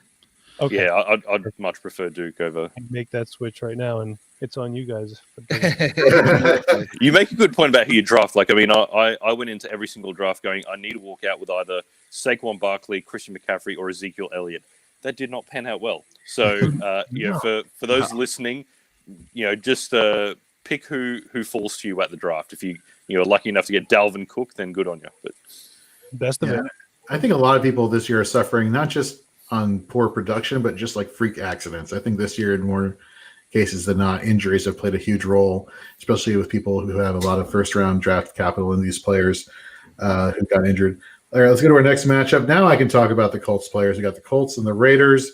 Quarterback situation, Phillip Rivers.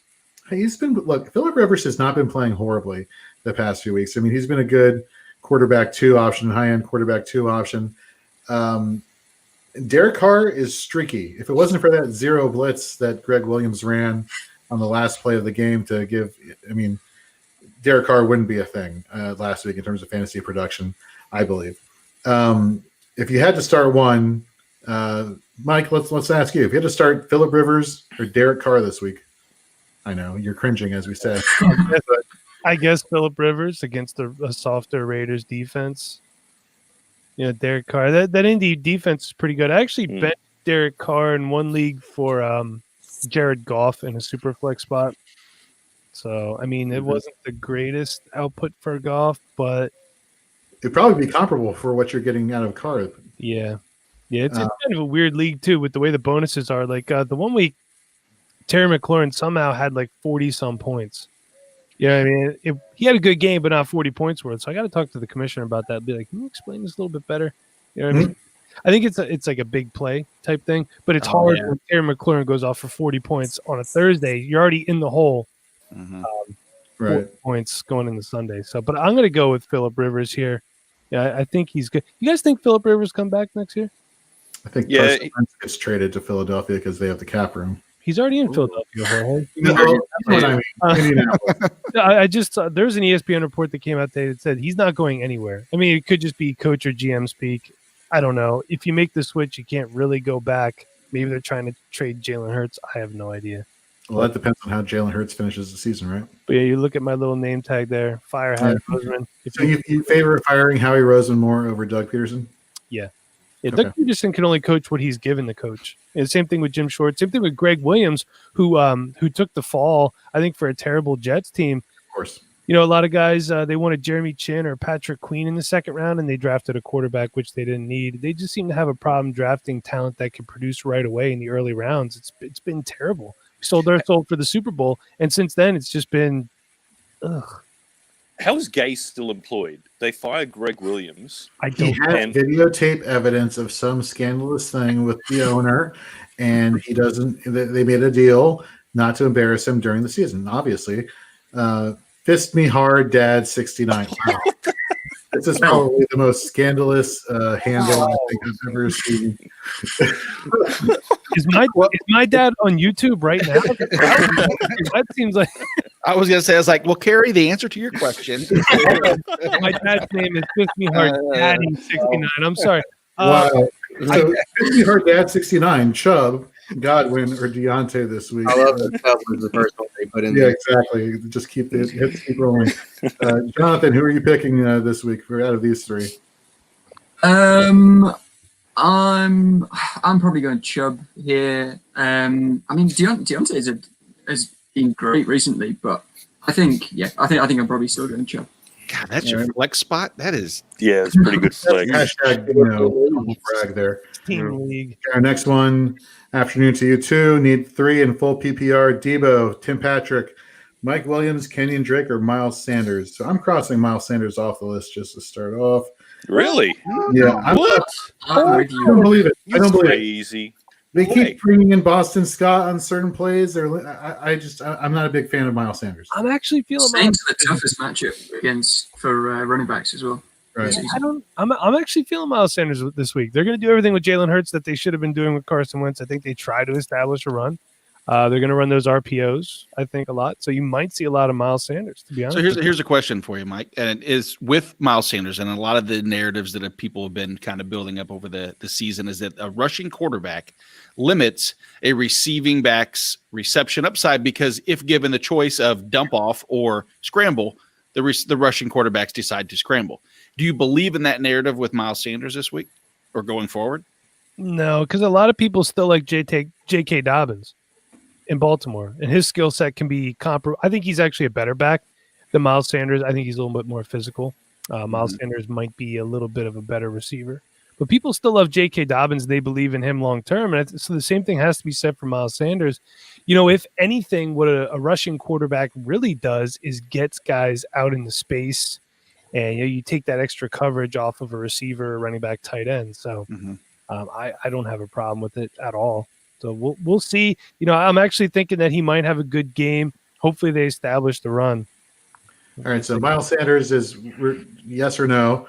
I think Debo would probably be the pick, and Tim Patrick. Actually, do you see Debo from Friday? He passed away. I know. Yep. For WWF fans out there. We just did our Friday podcast too. Yeah. It's a podcast basically with nothing but Friday references. I'm hoping people know. All right, let's finish up this game really quickly here. Where were we even on? We were at Colts and Raiders. Okay. Yeah. Darren Waller, obviously, you're starting for the Raiders. IDP. Let's get to IDP. Okay. DeForest Buckner's back. DeForest Buckner, obviously, in the defensive line setting, pretty much has been a must start this week or this year when he's healthy. He makes such an impact, not just IDP, but as far as the real game goes. I mean, what a great deal for both sides. I think San Francisco got the draft capital they wanted, but nobody thought Buckner was, I think, going to have this big of an impact. Darius Leonard is definitely a must start, especially after what he's shown over the last couple of weeks. Jorge, have you seen anything more on Bobby Okereke? I have not, no. Okay. Last I heard, there was a good chance that he wasn't going to play. If he doesn't play, I believe that pushes Anthony Walker Jr. back into that potential LB2 mix. Vegas side, Kari Willis is a potential play. I don't like defensive backs necessarily against Vegas all that much.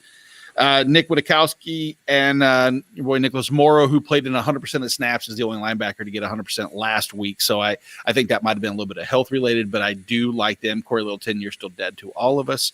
Sorry, Vegas, for spending house money. Pretty much.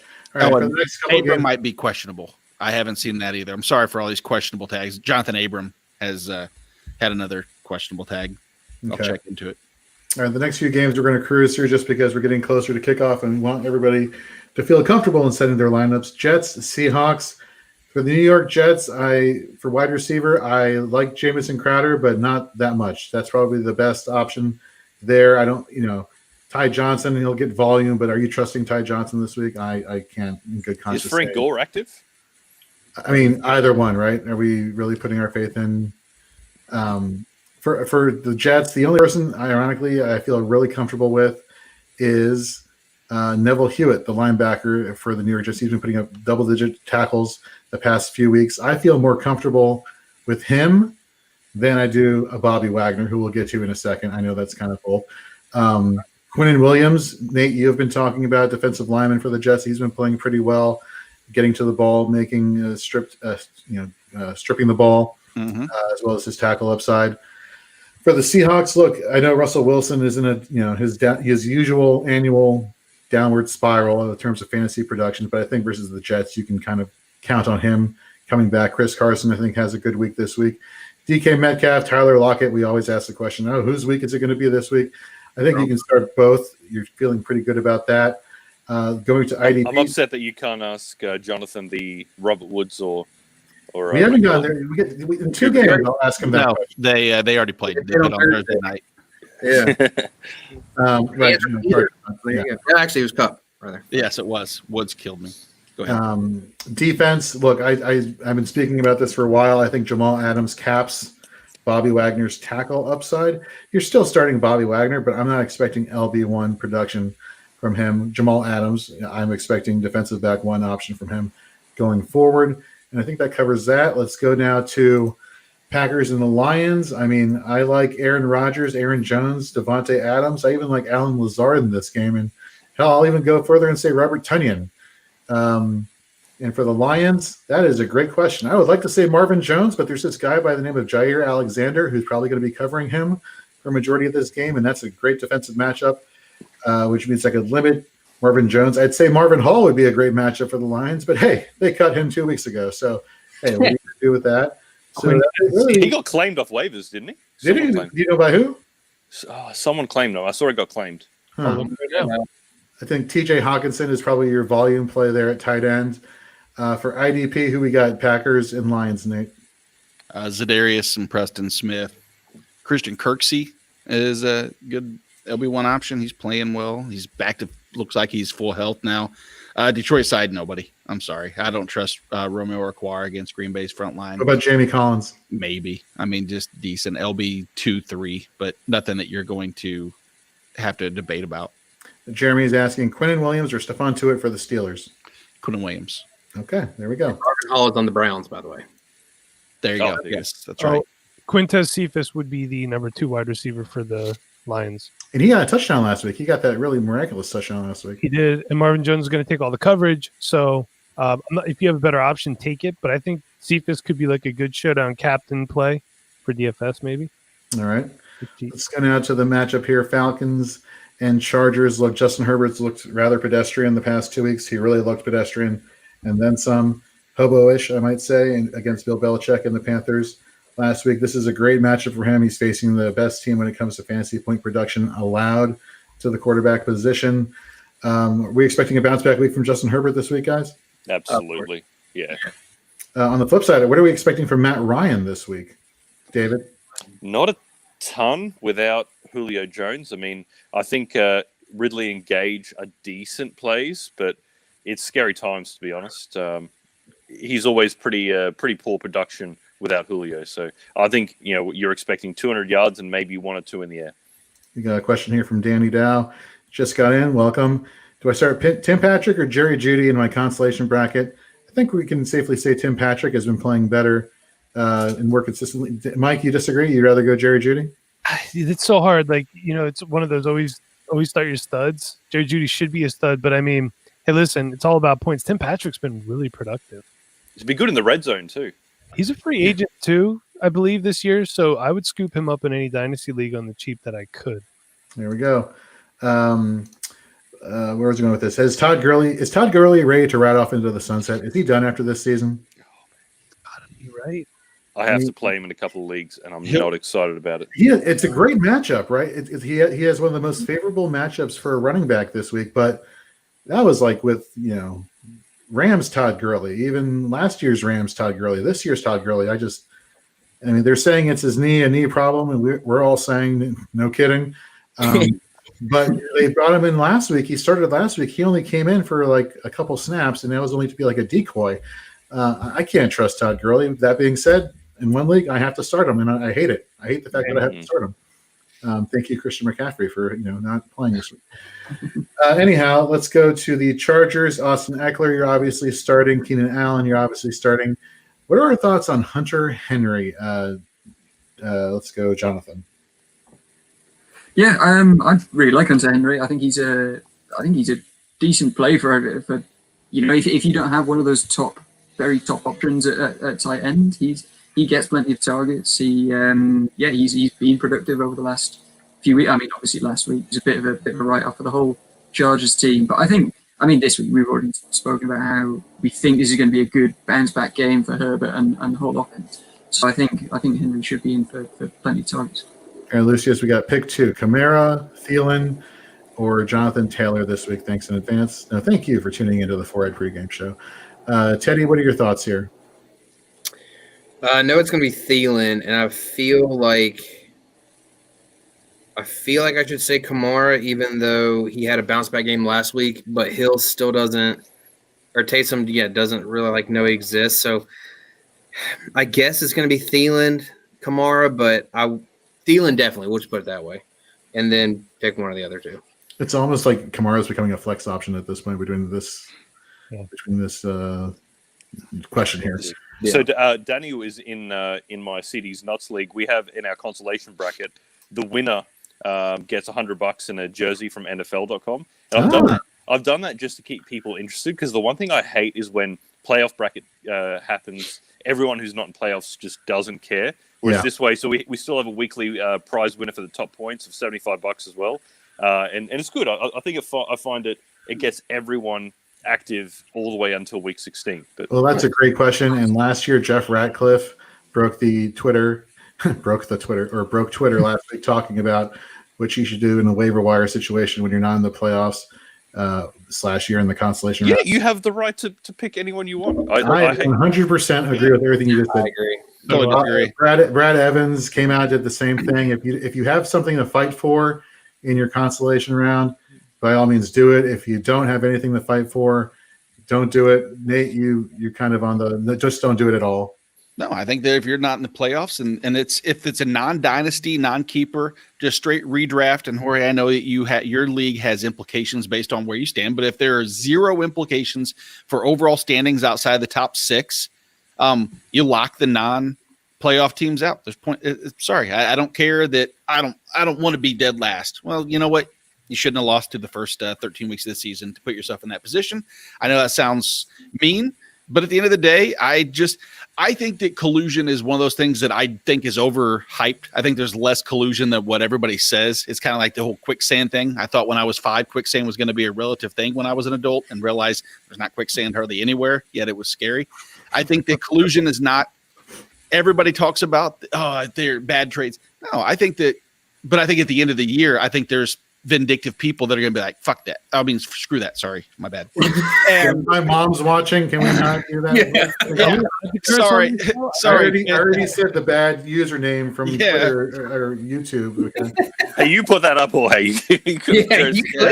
Come on. How could I not put that up? That's whatever. Anyhow. We understand that there are conflicting takes here. And you know what? Yeah, we'll just leave it at that. Hey, guys, I just realized the sun's giving me like a Rick James aura in the back. You're radiant right now. AKA the Chappelle Show reference. All right, let's go to IDP. Let's go for the Falcons. Deion Jones, Foye Oluokun, Keanu Neal. Is Grady Jarrett a thing here, defensive line? Yeah, he's actually played extremely well. Him and Steven Means both have been getting good pressure. Steven Means has 3 sacks over the last 2 weeks. So he's getting some more playing time against this Chargers front line. It's a decent matchup. I don't absolutely love. I'll tell you who I love. Besides Happy birthday. Happy belated. birthday, buddy. Happy birthday. Happy birthday. Hey. Love Joey Bosa in this matchup. I think that earlier when you said, what do we expect to see out of Matt Ryan? And I think that's going to be him on his back about 3 or 4 times.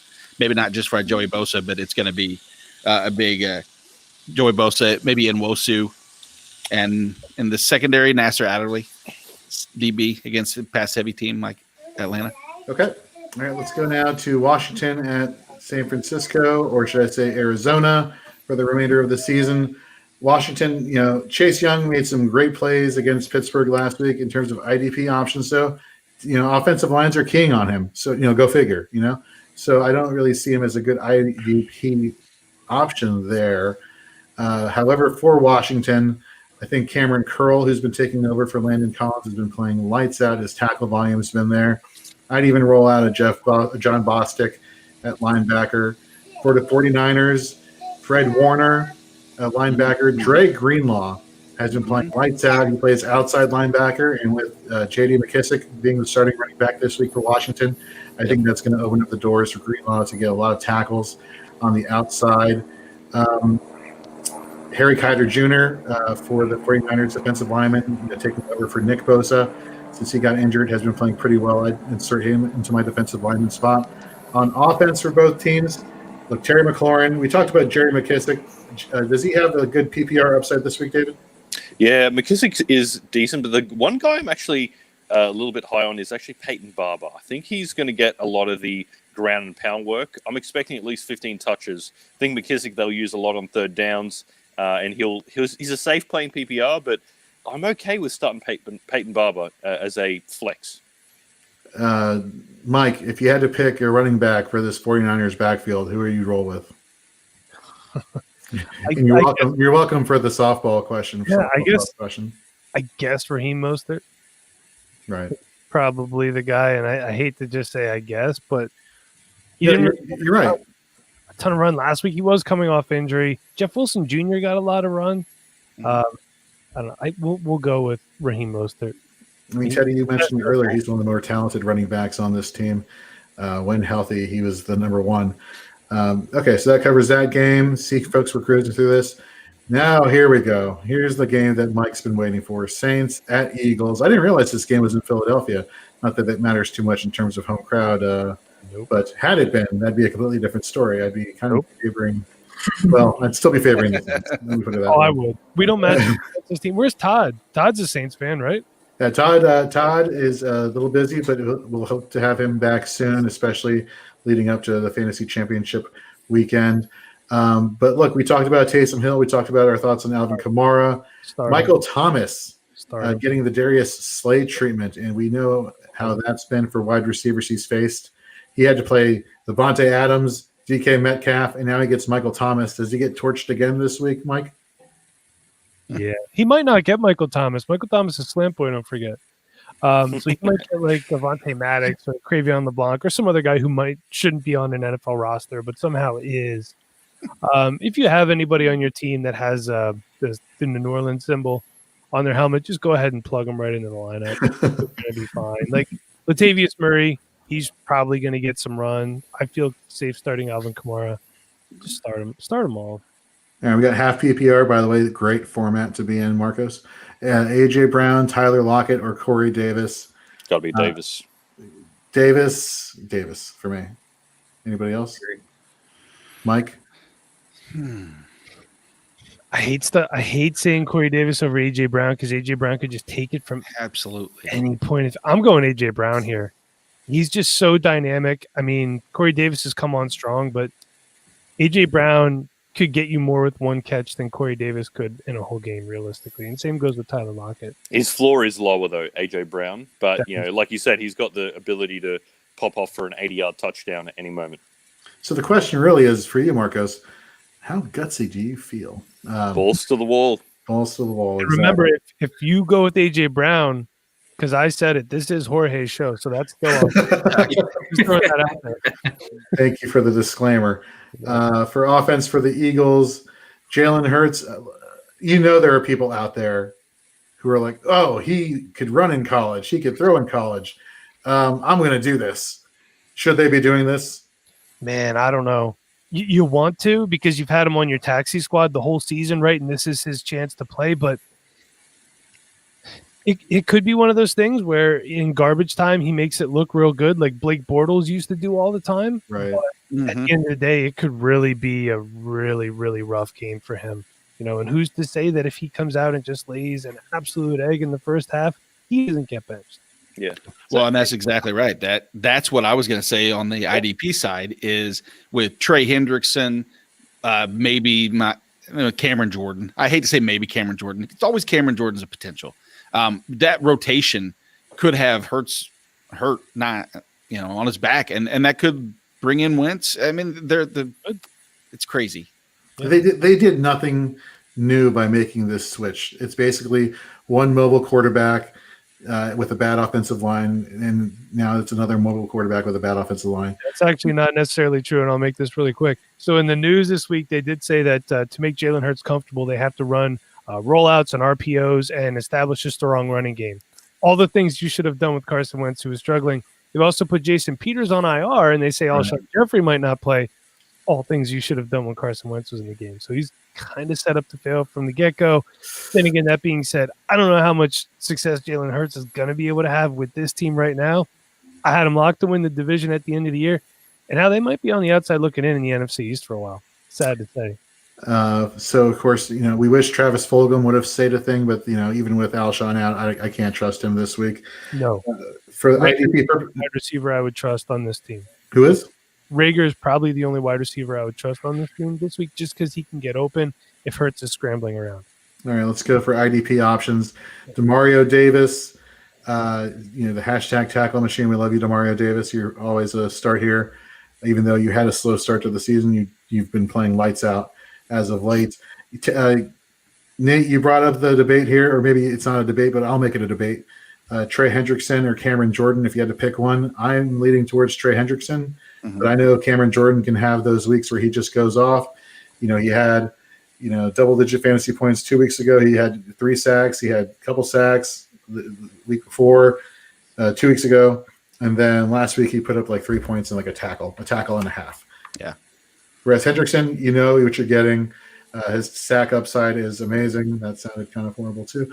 And who else we got here? Alex, who do we got for the Eagles, IDP wise? I've been a fan of Brandon Graham all year as far as defensive linemen go. Alex Singleton that's it really on linebacker. I don't think TJ Edwards going to play today. I don't. Yeah. Last always questionable. Okay, so Yeah, he should be good to go. Last I heard. Gotcha. So I mean, it could be a lot of him in garbage time with Latavius Murray pounding up the middle at the end of the game. Honestly. Yeah. So.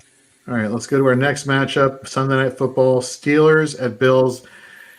I don't think this. Let me say this. I really hope this isn't like a boring defensive slobber knocker. I hope this is like a high-scoring shootout. And with all the players on the defensive side for the Bills that are out, I think it's more and more becoming that that's going to be the case this week. I had this problem, and I was talking about this during the pregame show. The pregame show to the pregame show. I have in one league Justin Herbert and Josh Allen. I'm rolling with Herbert this week, despite the matchup that I'm rolling with Josh Allen this week, despite the matchup that Herbert has. Can we feel confident in Josh Allen, David? No, because he has been pretty vulnerable. I should say more volatile than anything. He had a great game last week against a pretty stout Niners defense, but Josh Allen has that tendency, just to really disappoint. Against the Chargers, he really didn't do much at all. So I'd rather the safer play with Herbert. Look, Herbert had a bad game last week. It happens. But other than that, he's been pretty dynamic. So I'd roll with Herbert. So the news out of Pittsburgh is that Mike Tomlin, hates wide receivers who drop the ball. And therefore, people who have been dropping the ball, they're going to see less targets coming their way. That's what he said. Whether or not that's just Coach Big is a different story. But they did say they wanted to emphasize running the ball. James Conner's coming back. That being said, before James Conner left, due to COVID, he wasn't exactly tearing it up from a productivity standpoint. Do you think that the Steelers, Teddy, make a concerted effort to really get this running game going and to really raise the upside / ceiling for James Conner? So I think so. I think I mean, I still think Big Ben is going to be throwing the ball at least like 40 times, 45 times. But I think they are going to try to get the run game going just because, and for the benefit of Connor, what we saw last week with Benny Snell and the Anthony McFarland combo is that he's going to get the ball. Like there's not really there's a very big skill gap in the backfield of Pittsburgh. And so I think that they're going to try to establish the run, and they're going to need to kind of set up the passing game. And so I do think that he's a viable option this week. They also get Marquise Pouncey back this week, which should be exponentially more beneficial than what they had last week without him. Right. Nate, I know you're a big Devin Singletary fan. Are you trusting him in the first round of the playoffs? No.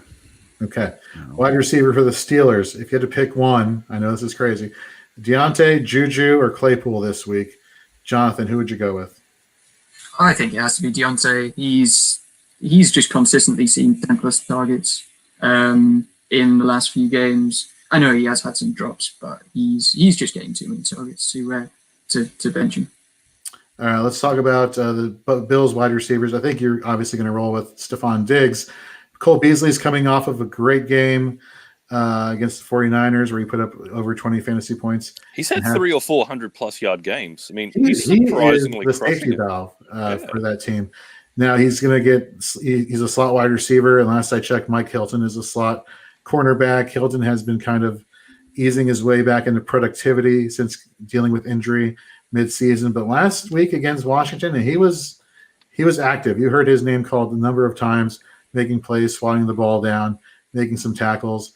Are we confident that Cole Beasley can get off to another hot start, or is he going to be hampered this week? Let's go with Mike. What are your thoughts on Cole Beasley? On Cole Beasley. I love me some Cole Beasley, man. We're talking about a great waiver wire pickup. Been fantastic. Yeah, you could have picked him up halfway through the year, and he's been smashing for you. I think he had like one down game. I don't have his stats right up in front of me, but he's a guy that nobody really thought about at the beginning of the year. Everyone was thinking about Stephon Diggs, but I love Cole Beasley. He could definitely, you can throw on the Steelers defense. But let's not forget that for as good as they are, you can get some points there, and he could be a safety blanket. Also, to answer your question before, I like Claypool this week. Okay. Wide receiving core. So for him, I believe he's going to be getting the Tre'Davious White shadow. And one of the things about Tre'Davious White that is really impressive for a cornerback is while he does allow a decent catch percentage to receivers that he's covering, he does not allow a lot of yards after the catch. I want to say he has allowed on the season 75 yards total to wide receivers for yards after the catch, which, again, that could play into Claypool's hands. Claypool isn't a wide receiver like Deontay who catches the ball and does something with it. Claypool is somebody who runs 50 yards and catches a bomb or is in the end zone and becomes a red zone target. So if you're expecting the boomer bust play from Claypool, then roll with Claypool, but I wouldn't expect him to catch the ball and do something with it, given this defensive matchup. Jorge, I lied to you guys. TJ Edwards is out this week. I just saw. All right, so give us all the Alex Singleton you have. All right, now let's go to tight end. Like I said earlier, Mike Tomlin came out and said, hey, if you can't catch the ball, we'll bring in people who can catch the ball. Eric Ebron has 6 drops on the season. I believe he's in the top 5, if not top 2, amongst receiving options with drop passes. I think he goes down the pecking order this week. Dawson Knox looked pretty good last week. Are we putting any faith in that matchup against San Fran, given the defensive injuries, Nate? No. Okay, fantastic. I'm sorry. I can't. Well, then let's stick with you for IDP. Who are we still rolling with Pittsburgh? Well, in the middle, Jeremy asked me earlier about Stephon Tuitt, and with Tuitt back, I mean, the penetration he gets is unbelievable, and I really like starting Tuitt. The problem is with defensive line, like we said, it's easier to go with an edge rusher if they're mixed together. Speaking of edge rushers, TJ Watt is, in my opinion, the best one out there right now. He's been fantastic. Nothing's going to not ever stop me from starting him.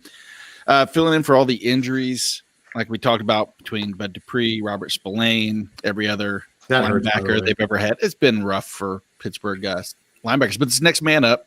Alex Highsmith is probably that guy. Avery Williamson, they made a good trade a couple weeks back, fills in with that depth. He'll get some good snap share. I don't really like or love any of the secondary options. Minka is always, or Mike Hilton. Mike Hilton, maybe actually I like quite a bit more. We were talking about Steven Nelson has been in and out. I want to see what that option is, how many snaps he gets to determine Mike Hilton's playing time as well. On Buffalo, I mean, Tremaine Edmonds and Jordan Poyer, probably about the only two to really, really consider. Agreed. Another thing is, why is his name escaping me? Cornerback, San Francisco. Joe Hayden. Thank you. Joe Hayden's out this week, which again, another reason why I think this could potentially be a high-scoring offensive affair on Sunday Night Football. Okay, we've made it to the last game. Ravens, Browns. I think you're starting Nick Chubb. Are you feeling great about Nick Chubb continuing his hot streak, David? I like Nick Chubb. I don't like Kareem Hunt. Kareem Hunt has been very volatile lately, so you can absolutely fire up Chubb as a high-end RB1, but if there are better options than Kareem Hunt, take it. What about in the Ravens backfield? J.K. Dobbins is starting to kind of emerge, but then he isn't starting to kind of emerge because I think the Ravens last week utilized 4 different running backs in their offense. Is the running back one for the Ravens once again Lamar Jackson, or is there somebody for this Ravens backfield that we can count on, Mike? I don't know who you're really counting on right now. I mean, I guess J.K. Dobbins has been getting a ton of run. What I can tell you is you could definitely buy him for the future if you can. Also get Justice Hill. I think next year's J.K. Dobbins and Justice Hill. As for this year, can you guys tell me who you're starting comfortably from that backfield? Comfortably starting. No, I cannot. If there's a better option, take it. It should have been J.K. Dobbins, but obviously that's not. Because Mark Ingram looked good last week when he got the ball. I thought he looked really good against the Cowboys. So, everybody looked good. Well, they have 250 yards rushing or whatever it was. Yeah, the Ravens looked like the Ravens, and you wonder, is it because they're back or are the Cowboys? Is the Cowboys back? The Cowboys. I hope my wife's listening. It's because the Cowboys suck. The Cowboys do suck. I'm on that page as well. Thank you. And I'm probably going to regret that in a few minutes. Anyhow, receiving matchups for Baltimore. Is Mark Andrews back, or is he still dealing with the effects of COVID, or what's going on with Mark Andrews this week? He's going to be playing. Okay, he's probably the only receiving option for Baltimore I feel comfortable with. Yep. And for Cleveland, Jarvis Landry. I think I'm going to be riding Jarvis Landry. That sounds horrible too. I'm going to be playing Jarvis Landry. I'm really messing up today. Jarvis Landry this week. No tight ends, so I think we can just go. Austin Hooper is expected to not play. Who is? Austin Hooper, the tight end for the Browns, is expected not to play.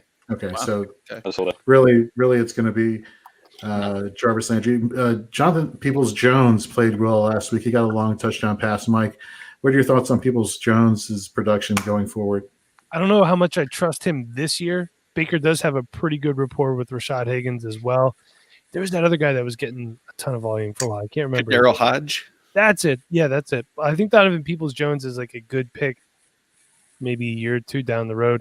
I don't know if I'm really trusting him rest of season. All right, Nate, round us off for the show for IDP purposes for this matchup, please. I'd like Patrick Queen should have plenty of play. I expect this game to probably stay more on the ground than through the air for the most part. So I like Patrick Queen. I like Chuck Clark to move up and play towards the line and get some decent tackle volume there. Matthew Judon off the edge is interesting. Don't know what to expect on the defensive line. Calais Campbell might play hurt. If he does, I think that closes and clamps down what Derek Wolfe had been productive and showed production lately. On the other side, Cleveland, Myles Garrett is Myles Garrett. You're going to start him. You're going to hope that he's going to have the penetrations there. The pressures are there, the rushers, the hurries. It's just not always the sacks necessarily, but I think that he's going to at least get to Lamar once, if not 1.5. And then BJ Goodson is not a great option, but BJ Goodson is an option over the middle when you have this high rushing attack. That is an expectation for him to see at least, I'd say, a 7 tackle floor. Fantastic. And with that wraps up our Forehead pregame show for Week 14. Thank you all for watching. Good luck in the first round of the fantasy football playoffs. If you didn't make the playoffs, you know what? Good luck in your consolation rounds. Either way, have some fun today. Enjoy the football while we have it. And so for Michael Bauer of the Dynasty Rewind podcast, for David from Fantasy Go NFL, Teddy, Jonathan, Nate, thank you guys as always. Don't forget to check out all their work over at fantasyandframes.com this week, as well as check out our 4th and Frame Start and Sit episode live stream on Wednesday, where we'll be having stepmom Lauren join us heading into the semifinals. So Good luck this week, folks, and we'll see you later.